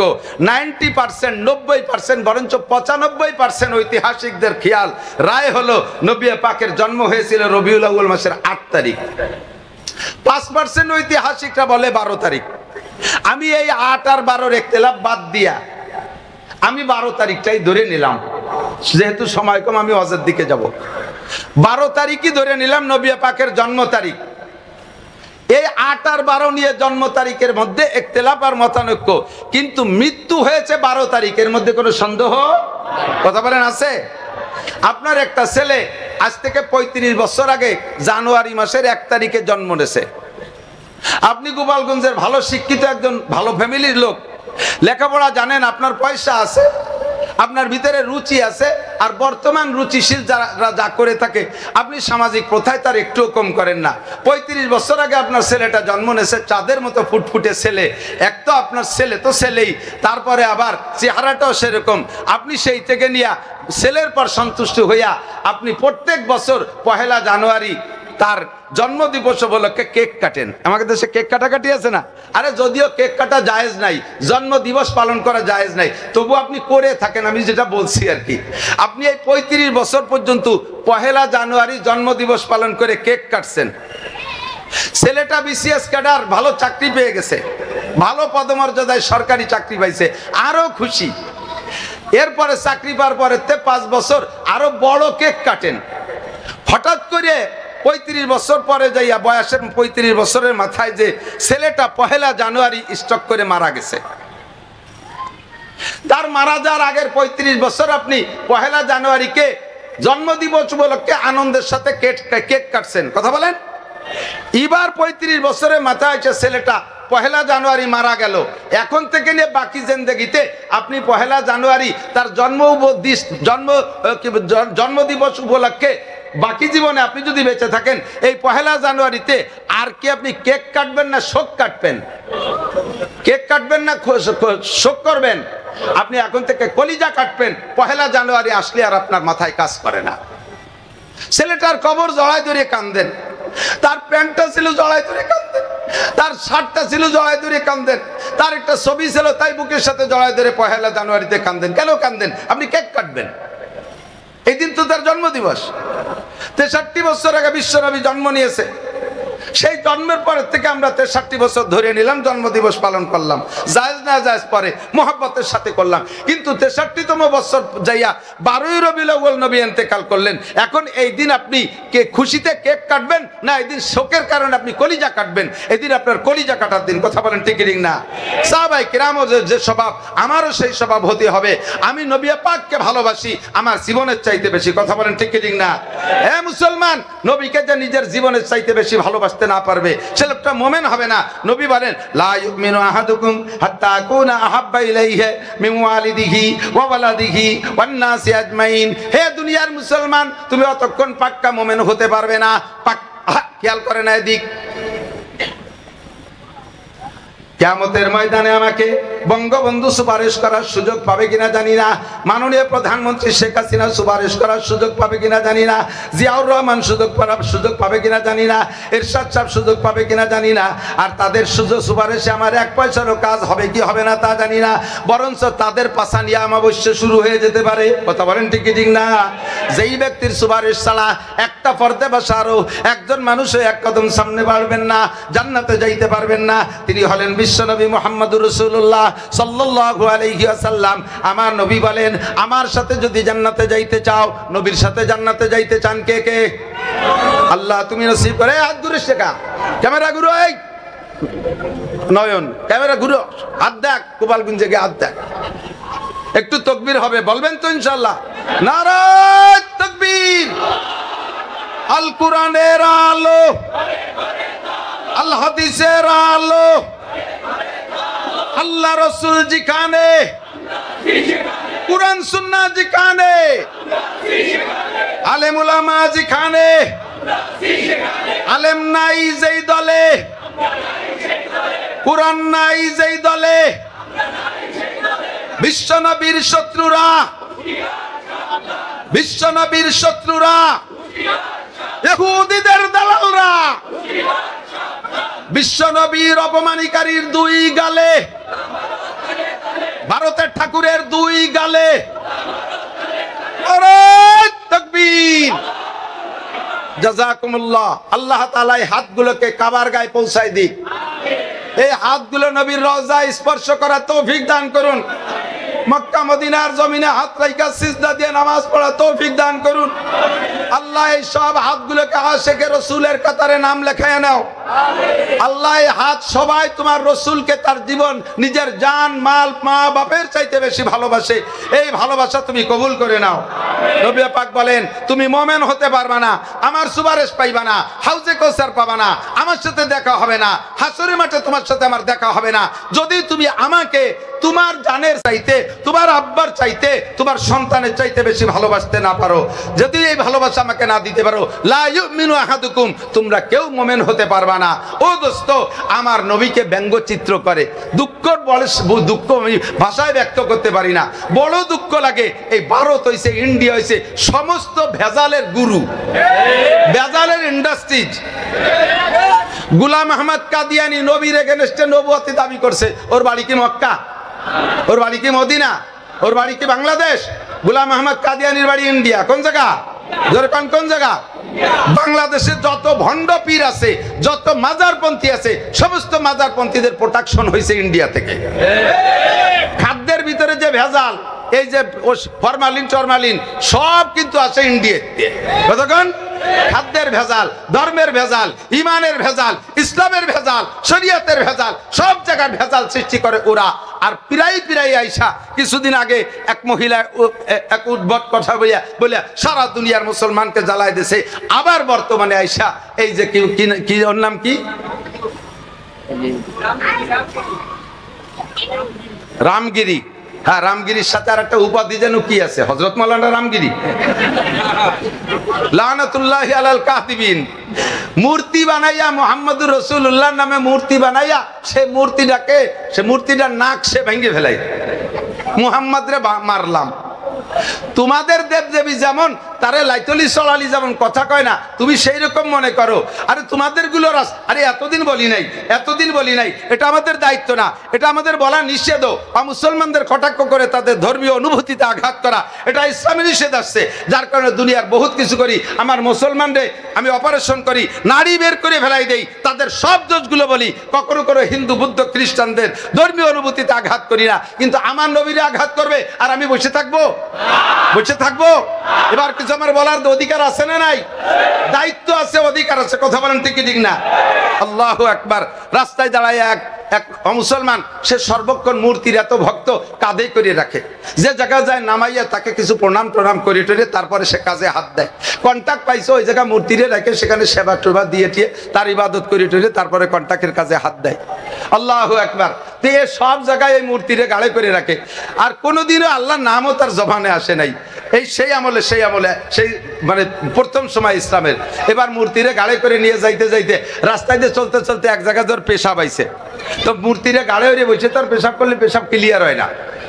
এই যুবকরা দিক থেকে মোবাইল হাতে পেশাব পায়খানা যাবা না, তাহলে কিন্তু ক্লিয়ার হবে না। ওই দান্দায় তোমার ও ব্যর্থ সাফ হবে না, পরিষ্কার। তো মূর্তি গাড়ে থাকলে পেশাব পায়খানা ক্লিয়ার হবে না। ও মূর্তিরে রাস্তার পাশে নামাই থুইয়া এবার পেশাব করতে বসছে। পেশাব করে টরে উঠে আসে, দেখে যে কুত্তু একটা যাইয়া বগল উচরে কুত্তর সেই মূর্তির আগা গুড়া স্প্রে করে দিছে, আর মাথায় মারিয়ে দিছে আর শেষ পর্যন্ত। আল্লাহু আকবার। ওর গেছে মিজাজ খারাপ হইয়া, কুত্তর পর মিজাজ খারাপ হই নেই, মিজাজ খারাপ হয়েছে ওর দেবতার উপরে। আরে তোর কি ক্ষমতা আছে, তুই আমারে কি উপকার করবি? তোর নাক মুখ বইরে কুত্তই মুতিয়ে দিল, তাই তুই ঠেয়াতে পারলি না। আর আমারে যদি কেউ কিছু করে, তুই আমার কি উপকার করবি? কথা বলেন ঠিক ঠিক না? তোর কি উপকার, কি ক্ষমতা আছে? আরবিতে এই মূর্তিরে বলে সনাম। কি কয়? সনাম।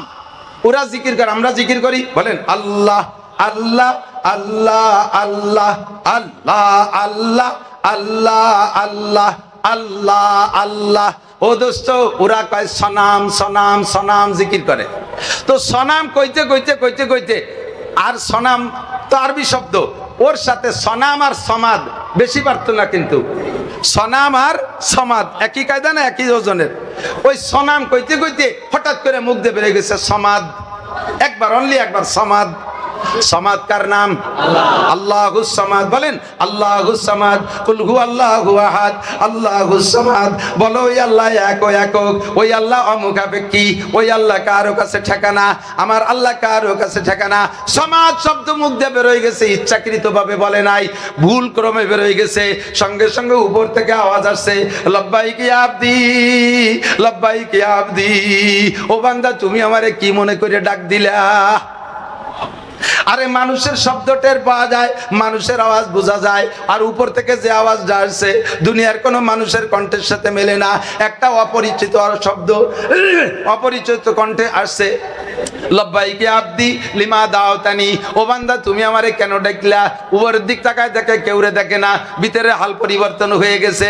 এবার কয় আল্লাহু আকবার। আরে সমাদ তো শুনেছি মুসলমানদের কাছে এটা তাদের আল্লাহর নাম। আরে যারে কোনোদিন ডাকি না, ভুল ক্রমে একবার মুখ দিয়ে বেরোয় গেল, সে আমার ডাকটা শুনলো। আর যারে 80 বছর পর্যন্ত সামনে বসায় সানাম সানাম করে ডাকি, একটা বারও সে ফিরে আমার দিক তাকায় না, সে আমার একটা ডাকের সাড়া দেয় না। কাজেই যারে না ডাকলেও শোনে, সেই আমার রব। যারে ডাকলেও জবাব দেয় না, ও কখনো আমার রব হইতে পারে না। ও মুসলমান, বুঝলে না কোন পদমর্যাদায় দুনিয়ায় জন্ম নিয়েছো? বিশ্বনবী মুহাম্মদুর রাসূলুল্লাহ সাল্লাল্লাহু আলাইহি ওয়াসাল্লাম ইতিহাস ওই পশ্চিমেরা ইসরায়েলি রিওয়ায়াতে ইতিহাসে বিকৃত কইরা আমার নবীর সাথে গোটা মুসলমানকে একটা শত্রুতায় সৃষ্টি করেছে। ইতিহাস বিক্রি কইরা 8ই রবিউল আউয়াল নবীর জন্ম তারিখকে একেবারে গায়েব করে দিয়া 12ই রবিউল আউয়াল জন্ম দিবস, 12ই রবিউল আউয়াল মৃত্যু দিবসটাকে ঈদে মিলাদুন নবীর নাম দিয়া জন্ম তারিখকে প্রাধান্য দিয়া আমাদেরকে দিয়ে ঈদ করায়, আনন্দ করায়। যেদিন আমি শোক করব সেদিন আমাদেরকে দিয়ে আনন্দ করায়। ইন্না লিল্লাহি মালাইকাতান সায়াহিনা ফিল আরদে ইউবাল্লিগুনি সালাম মিন উম্মতি। নবী পাক বলেন মান সাল্লাল্লাহু আলাইহি ইনদা কবরি। আমার দিক নবী পাক বলেন মান সাল্লাল্লাহু আলাইহি ইনদা কবরি, যে আমার কবরের কাছে এসে সালাম দেয়। যে আমার কবরের কাছে এসে সালাম দেয়, সামিতুহু, আমি ওইটা শুনি। কন্যা সুবহানাল্লাহ। হায়াতুন নবী শুয়ে আছে সোনার মদিনায়, কবরে নবী জিন্দা। যদি কেউ কবরের কাছে যে সালাম দেয়, নবীকে আমি শুনি।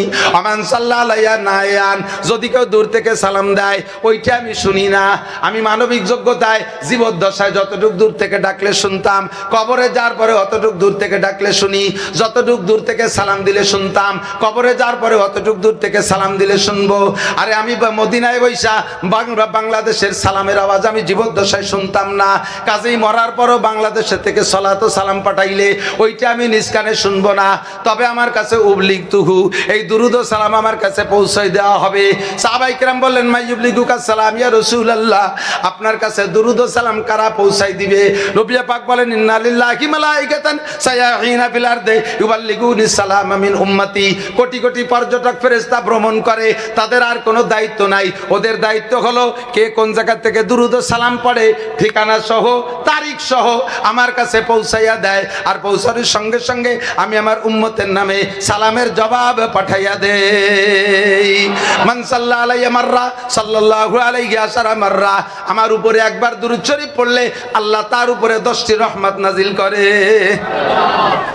আমার নবীর উপরে 12ই রবিউল আউয়াল, নবীর জন্য, নবীর শানে আর আমাদের আনন্দের কিছুই নাই। 63 বছর আনন্দ ছিল, 35 বছর ছেলের নামের কেক কাটছি, মরণের পরে আর কেক কাটি না, এরপরে কলিজা কাটি। 63 বছর জন্মদিবস উপলক্ষে যা করছি না করছি, 63 বছরের পরে যায় যখন ইন্তেকাল হয়ে গেছে, এটা 12ই রবিউল আউয়াল নির্দিষ্ট।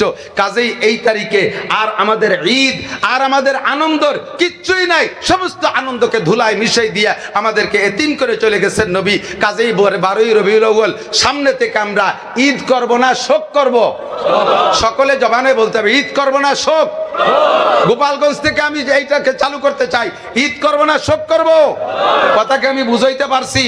যদি বুঝে থাকেন তাহলে সামনের থেকে ইনশাআল্লাহ সিদ্ধান্ত এভাবেই আসবে। এই মাসের জুমার দিনের পরে সপ্তাহের প্রথম রাত। আজকে আপনারা বড় বড় উলামায়ে কিরাম পেয়েছেন, বড় বড় উলামায়ে কিরাম পেয়েছেন, বলেন না আলহামদুলিল্লাহ? আমি বড় না, আমি তো ঘর কি মুরগি ডাল বরাবর। যাদের পাইছেন তারা অনেক বড়, এরা কিভাবে সংগ্রহ করছে জানি না। আমি তো বক্তা মানুষ, সব বক্তাকে সাথে ওয়াজ করি, অথচ এদেরকে আমি আমার মাদ্রাসায় সংগ্রহ করতে পারি নাই। ইমাম সাহেবকে এবং মাদ্রাসার বড় হুজুরকে আমি অসংখ্য ধন্যবাদ জানাই। বাকি একটা কথা মনে রাখতে হবে, একটা কথা মনে রাখতে হবে, আল হক মুররুন, হক জিনিস একটু তিতে হয়। যে ঔষধগুলো তিতে বেশি, ওই ঔষধগুলো কাজ বেশি, আর কাজের ওষুধে তিতে একটু বেশি হয়। কথা কন ঠিক না? তাই বলে কি তিতে ওষুধ হলে খাবেন না নাকি? তাহলে তো মরবেন, বাঁচতে পারবেন না। মনে রাখতে হবে, আমরা গোপালগঞ্জে আমাদের আদর্শ, ইসলামী আদর্শর গুরু হলেন সৈয়দ শাহ হুজুর রহমাতুল্লাহ আলাইহি, ঠিক না? আমাদের ধর্মীয় গুরু কে? শামসুল হক ফরিদপুরি। একটু বলেন না, শামসুল হক ফরিদপুরি রহমাতুল্লাহ আলাইহি, তাই তো নাকি বলেন?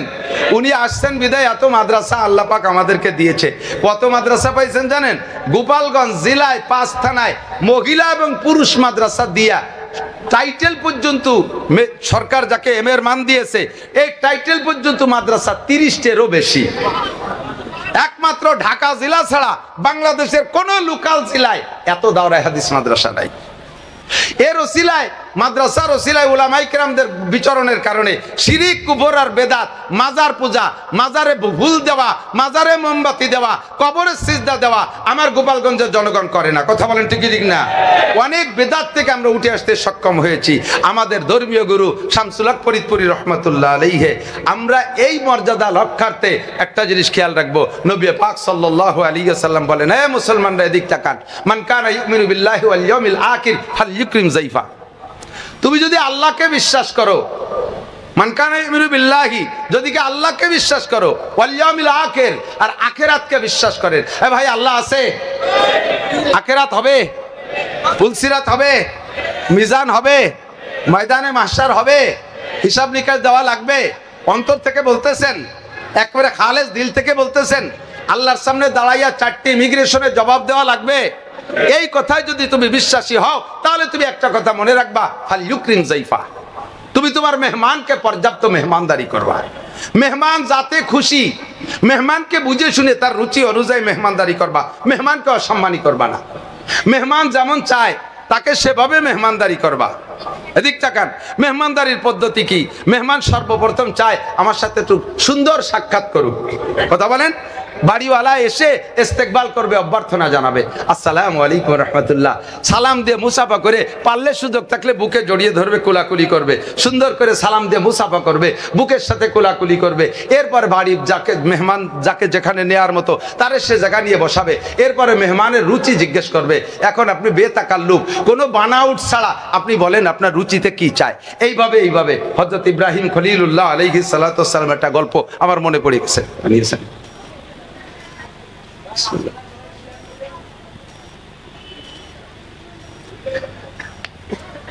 নবীদের ভিতরে, রসুলদের ভিতরে বড় দামি রসুল ইব্রাহিম খলিলুল্লাহ আলাইহিস সালাম, ঠিক না?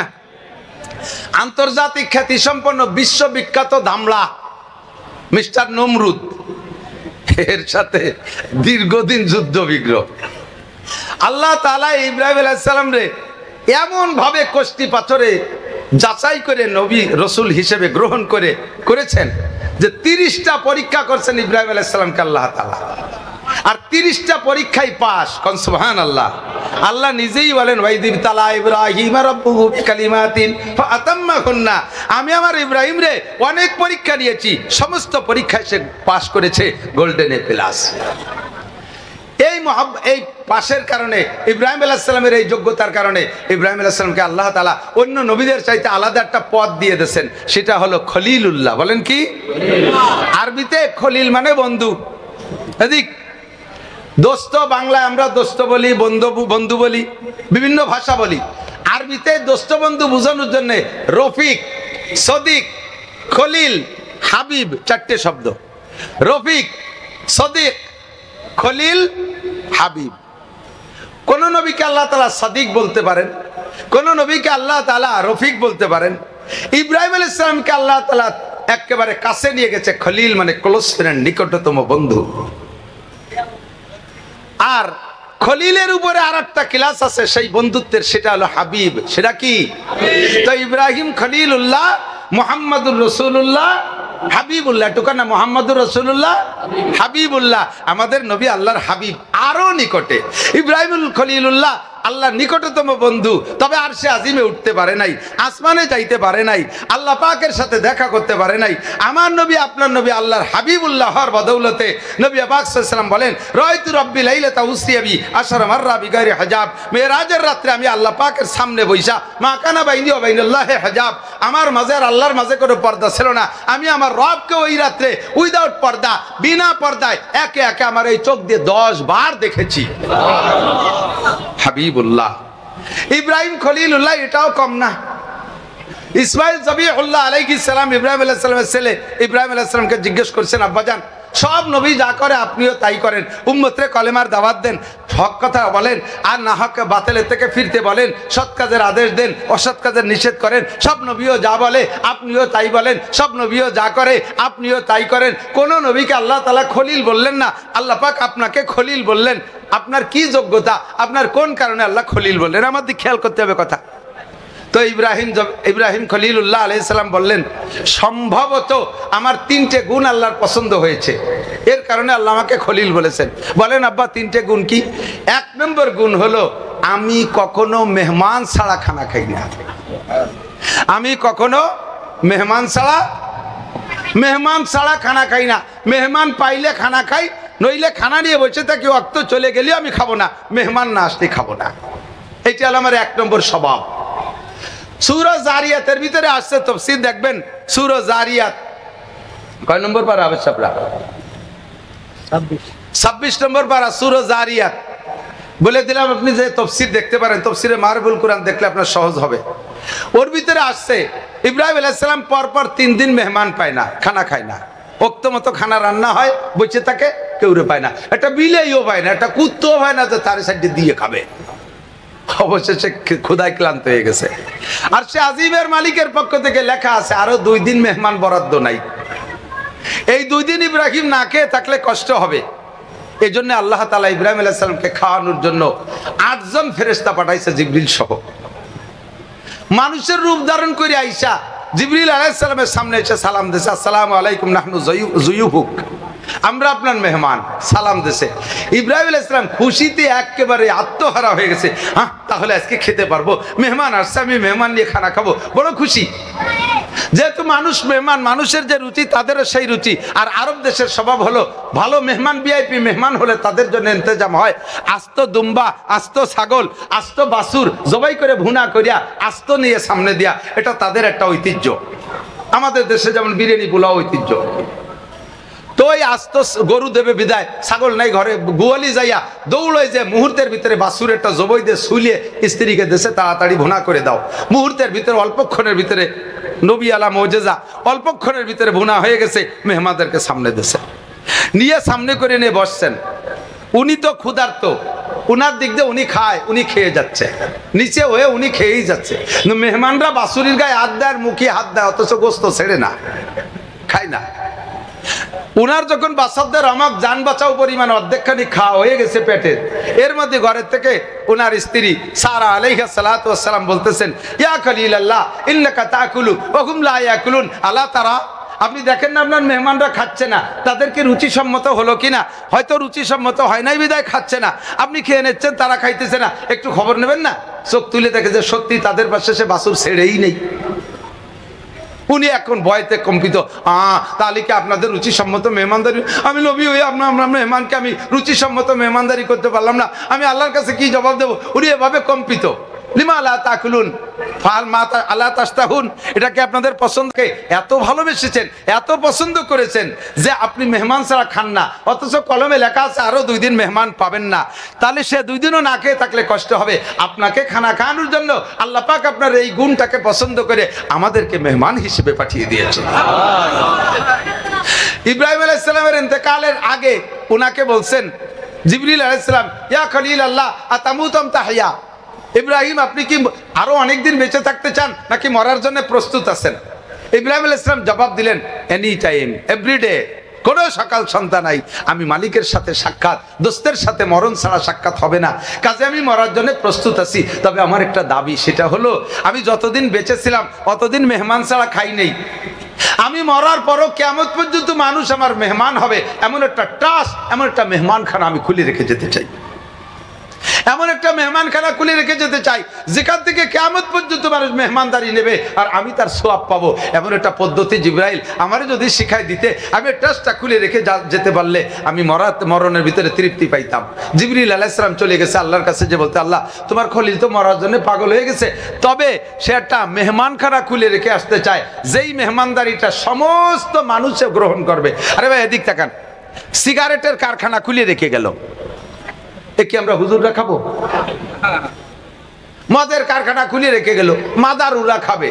গাজার কারখানা খুলে রাখলো, গাজাখোররা খাবে। ইয়াবা পার্টি ইয়াবা খাবে, যে সবাই খায় এমন কি হতে পারে? বাদ বাঙালিরা খায়, ওরা খায় রুটি। এক এক দেশের মানুষ এক একটা খায়, তো কি মেহমানদারি খুলে রেখে যাওয়া যায়? এই নিয়ে আল্লাহ পাকের কাছে প্রস্তাব পাঠাইছে জিবরাইলের মাধ্যমে। আল্লাহ পাক বললেন, আরে যে যা খাক না খাক, একটা জিনিস সবাই খায়, সেটা হলো লবণ। এটা সবাই খায়। সে সময় পর্যন্ত দুনিয়ার নদ নদী সাগর সমুদ্রে লবণ ছিল না।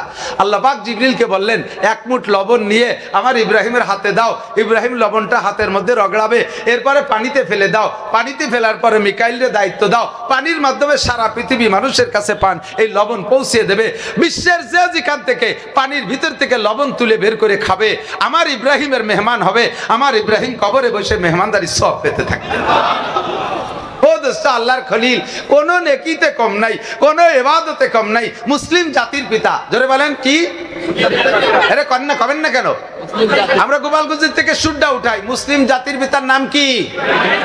মিল্লাত আবিকুম ইব্রাহিম ওয়া সাম্মাকুমুল মুসলিমিন। পাকিস্তানিরা কায়েদে আজমরে জাতির পিতা কয়, আমরা বাঙালিরা বঙ্গবন্ধুরে বলতে পারি। এটা আমাদের আঞ্চলিক, এটা আমাদের আঞ্চলিক সীমাবদ্ধ এলাকার জন্য।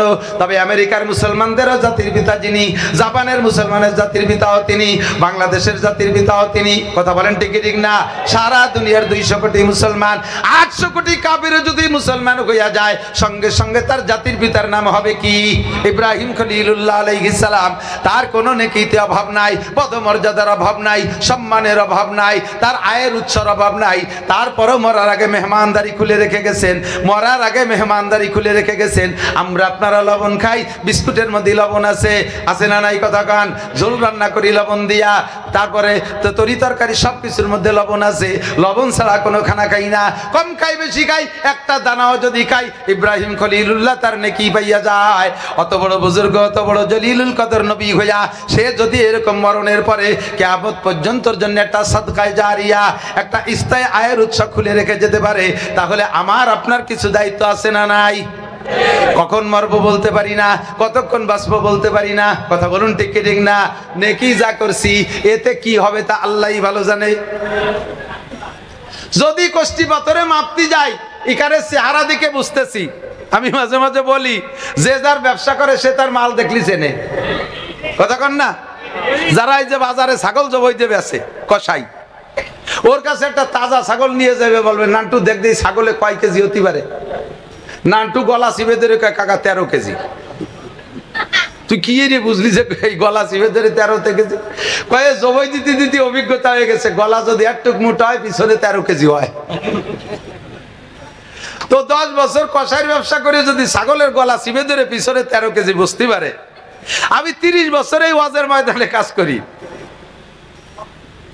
92 সালে মৌলানা পাশ করছি, 2 বছর পরে তেল্লা একটু করে মাঠে নামাইছে। তো 30 বছর বাংলাদেশের কোন জেলা থানা আমার যাইতে বাদ নাই, আর মানুষের চেহারা দেখতে বাদ নাই। বহুত মানুষ দেখেছি, দেখতে বড় সুন্দর, এত বড় দাড়ি, মাথায় তিনেন খেতে যে পাগড়ি বান্ধা, 43 বন্ধের যুব্য গায়, গাড়ির উপরে যায় নামাজ, বগলে দস্তরখান, মেশাক কানে গুজা, দাড়ির মধ্যে খিলেল গুজা, কুড়া লাঠি হাতে, 500 দানার তসবি, ঘন ঘন টিবরি মারে, আর ভাবের আর অভাব নাই। অথচ আলহামদুলিল্লাহ ভর্তি গলি গালে বেড়া লাইছে চাইছিলেন।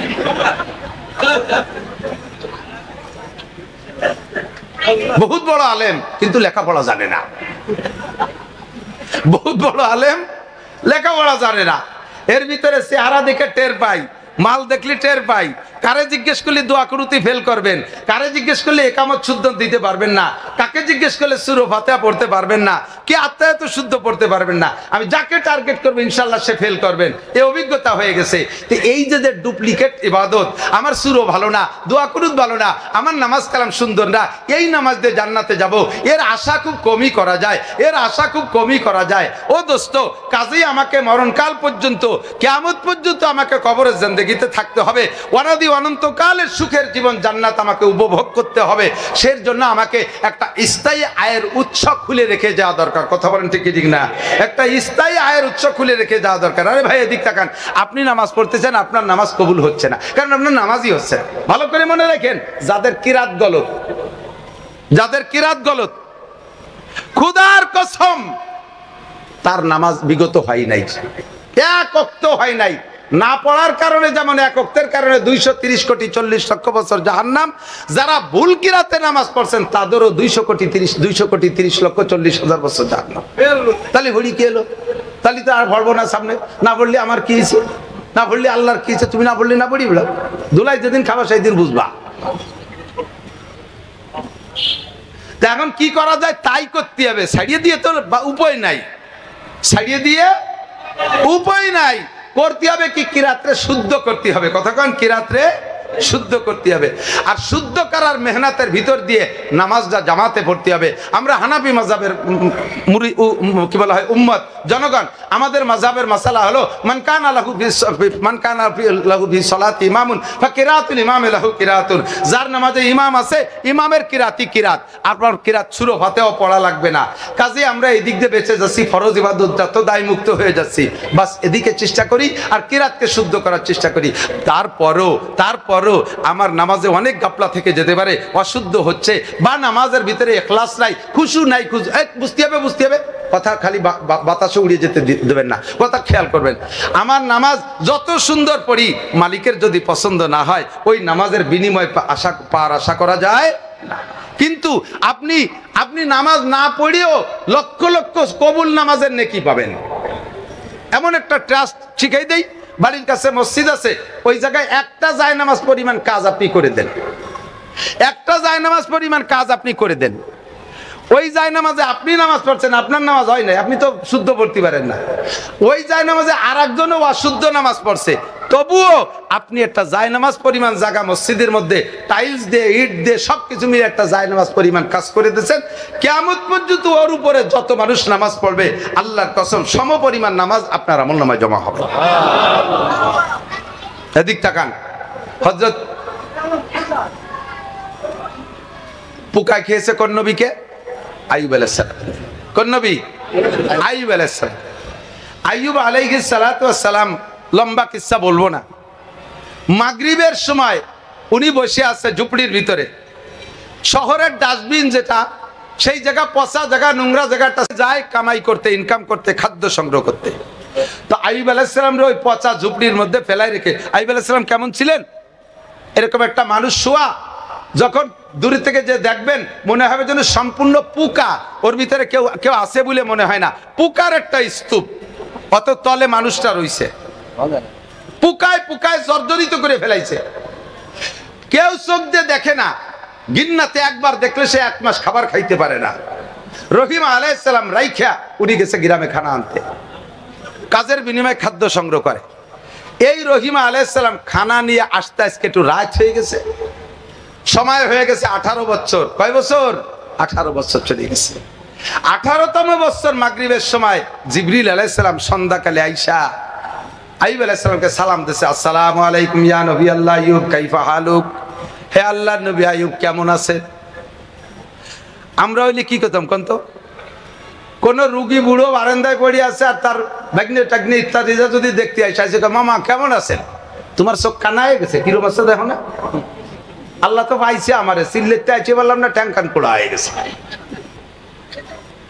আইয়ুব আলাইহিস সালাম সালামের উত্তর না দিয়ে মুখ বন্ধ করে বসে রইছে, শুয়ে রইছে। কিছুক্ষণ পরে সালামের উত্তর দিয়ে কয়, ওয়া আলাইকাস সালাম আলহামদুলিল্লাহ, কন্যা সুবহানাল্লাহ। পোকায় বিড়বিড় করে খাচ্ছে, তার ভিতরে সালামের উত্তর দিয়ে শুকর আদায় করে কয় আলহামদুলিল্লাহ। আল্লাহু আকবার। জিবরিল আলাইহিস সালাম সালাম দিয়েছে যে টাইমে, সাথে সাথে আইয়ুব উত্তর না দিয়া কিছুক্ষণ দেরি করে দেওয়ার পরে আইয়ুব আলাইহিস সালাম জিবরাইলকে বলছে, ভাই জিবরাইল তুমি কি রাগ করেছো আমি সালামের উত্তর দেরিতে দেয়াতে? জিবরিল আলাইহিস সালাম পরিষ্কারবাদী, উনি বললেন আমার একটু খারাপ লাগছে, আপনি নবী হয়ে যদি সালামের উত্তর দেরিতে দেন উম্মত তো উত্তরই দেবে না, কেন দেরিতে দিলেন?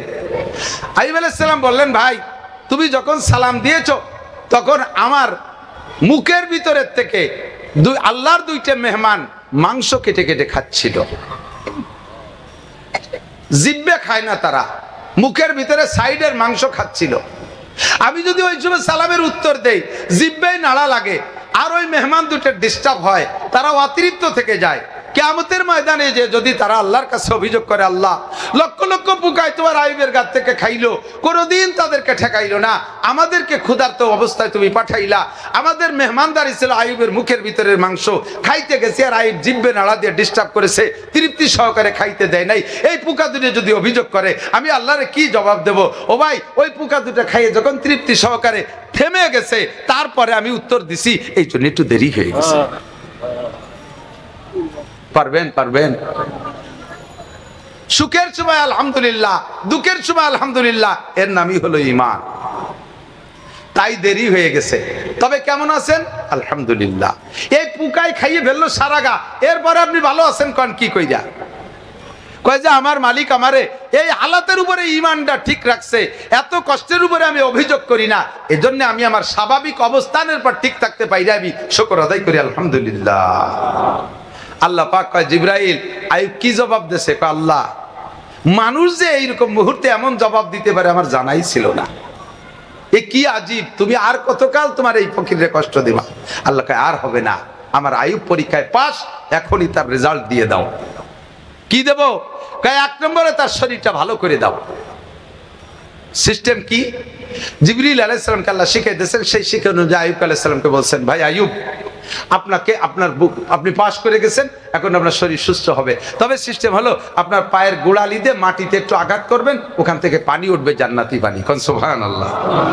আইয়ুব আলাইহিস সালাম এই 18 বছরের ভিতরে পুকায় খেয়ে ফেলাইছে, কোনোদিন কান্দে নাই, দুঃখে কান্দে নাই, কষ্টে কান্দে নাই।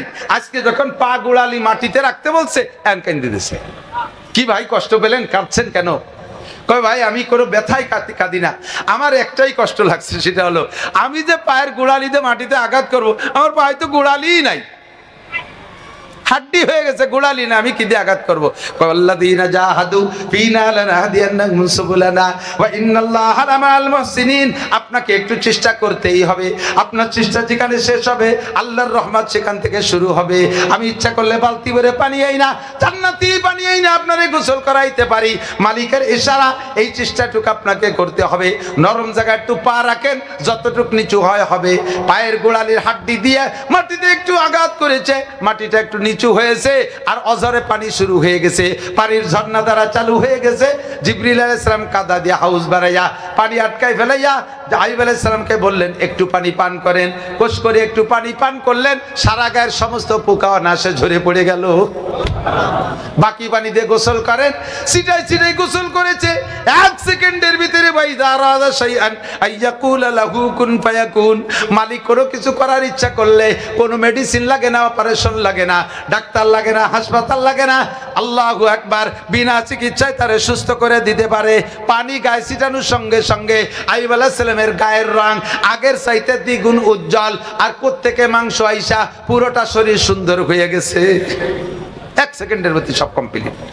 এরপরে জিবরিল আলাইহিস সালাম একটা ব্রিফকেস খুলিয়া 5টা পুরস্কার, ব্রিফকেস খুলে 1 নম্বরে পুরস্কার পায়জামা। বলেন আলহামদুলিল্লাহ। আমাকে ইলোরা টেইলার সাথে বানাই নিয়েছে না, গোপালগঞ্জের দর্জিকে কাছতে জান্নাত থেকে বানাই নিয়েছে। কন্যা সুবহানাল্লাহ। সবর যদি তুমি এরম দিতে পারো, ধৈর্য যদি এরম দিতে পারো, তাহলে আল্লাহ পাক হতে পারে হাতে হাতে পুরস্কার দিতে পারে। পারে কি পারে না? এ গোপালেরা, ধৈর্য ধারণ করো সঠিকভাবে, তাহলে পুরস্কার পাইবা।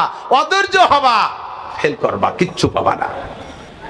1 নম্বরে পায়জামা, 2 নম্বরে জান্নাতি জামা, বলেন সুবহানাল্লাহ। 3 নম্বরে জান্নাতি টুপি, বলেন সুবহানাল্লাহ। 4 নম্বরে জান্নাতি পাগড়ি।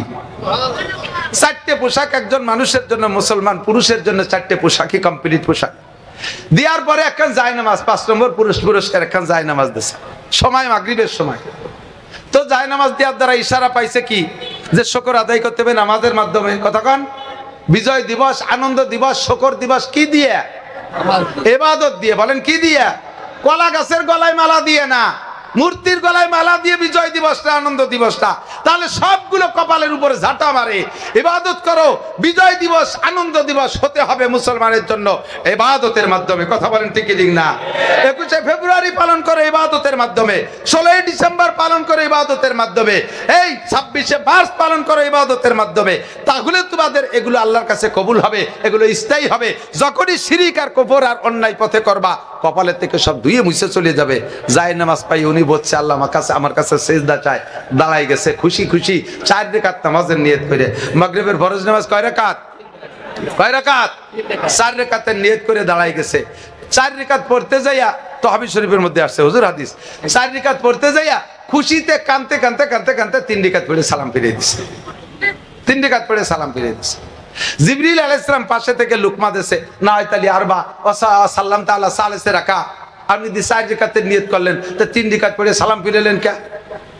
ওনার তো মনে না, উনি কান্তি কান্তি খুশিতে সালাম ফিরে দেন। আল্লাহ পাক জিবরিলকে বলেন তুমি লুকমা দাও কে? তুমি কোনের সাথে নামাজে দাঁড়াইছো? কাল আমার সামনে ভর্তিছে, তা আমি ছাড়া লুকমা দেবে কেটা? তোমার লুকমা দেওয়া লাগবে না। আমার আইবের ওই 4 রাকাতের নিয়তে 3 রাকাত, 3 রাকাতের নিয়ত সালাম ফিরিয়ে দিয়েছে। আমার আইবের ওই 3 রাকাতই যথেষ্ট। আমার এত ভালো লাগছে, কিয়ামত পর্যন্ত আমি এই 3 রাকাতকে চালু রাখবো। কিয়ামত পর্যন্ত শ্রেষ্ঠ নবী মুহাম্মদ রাসূলুল্লাহ সাল্লাল্লাহু আলাইহি সাল্লামের শ্রেষ্ঠ উম্মত শ্রেষ্ঠ উম্মতের উপরে মাগরিবের এই 3 রাকাত ফরজ করে দেব। 4 রাকাত না, 3 রাকাত। এই 3 রাকাত কিয়ামত পর্যন্ত যত মানুষে পড়বে আমার আইবের আমল নামায় অত নামাজের সওয়াব চলে আসবে। একজন নবী হইয়া নামাজের সদকায় জারিয়া করে গেলেন, একজন ইব্রাহিম খলিলুল্লাহ হইয়া সে সদকায় দানের মেহমানদারির মেহমানখানা খুলে গেলেন। আমার গোপালগঞ্জের ভাইরা যারা যতটুকু সচ্ছল আছেন, আল্লাহ রসুলের মেহমানরা এই মাদ্রাসা আসে, এতিমরা আসে, গরিবরা আসে, আরে কত অসহায় বিধবাদের সন্তান, মা নাই বাপ নাই, দাদা নাই দাদি নাই, এগুলো এই জায়গায় পাঠায় দেয়, এগুলো এই জায়গা পাঠায় দেয়। এদের মেহমানদারির জন্য আপনার ইনকামের থেকে আমার মনে হয় এখানে 1000-এর উপরে মানুষ আছেন, গুনে দেখবেন। আপনারা যদি 1 বস্তা করে চাউলও বরাদ্দ করেন যে বছরে আমি 1 বস্তা চাউল দেব,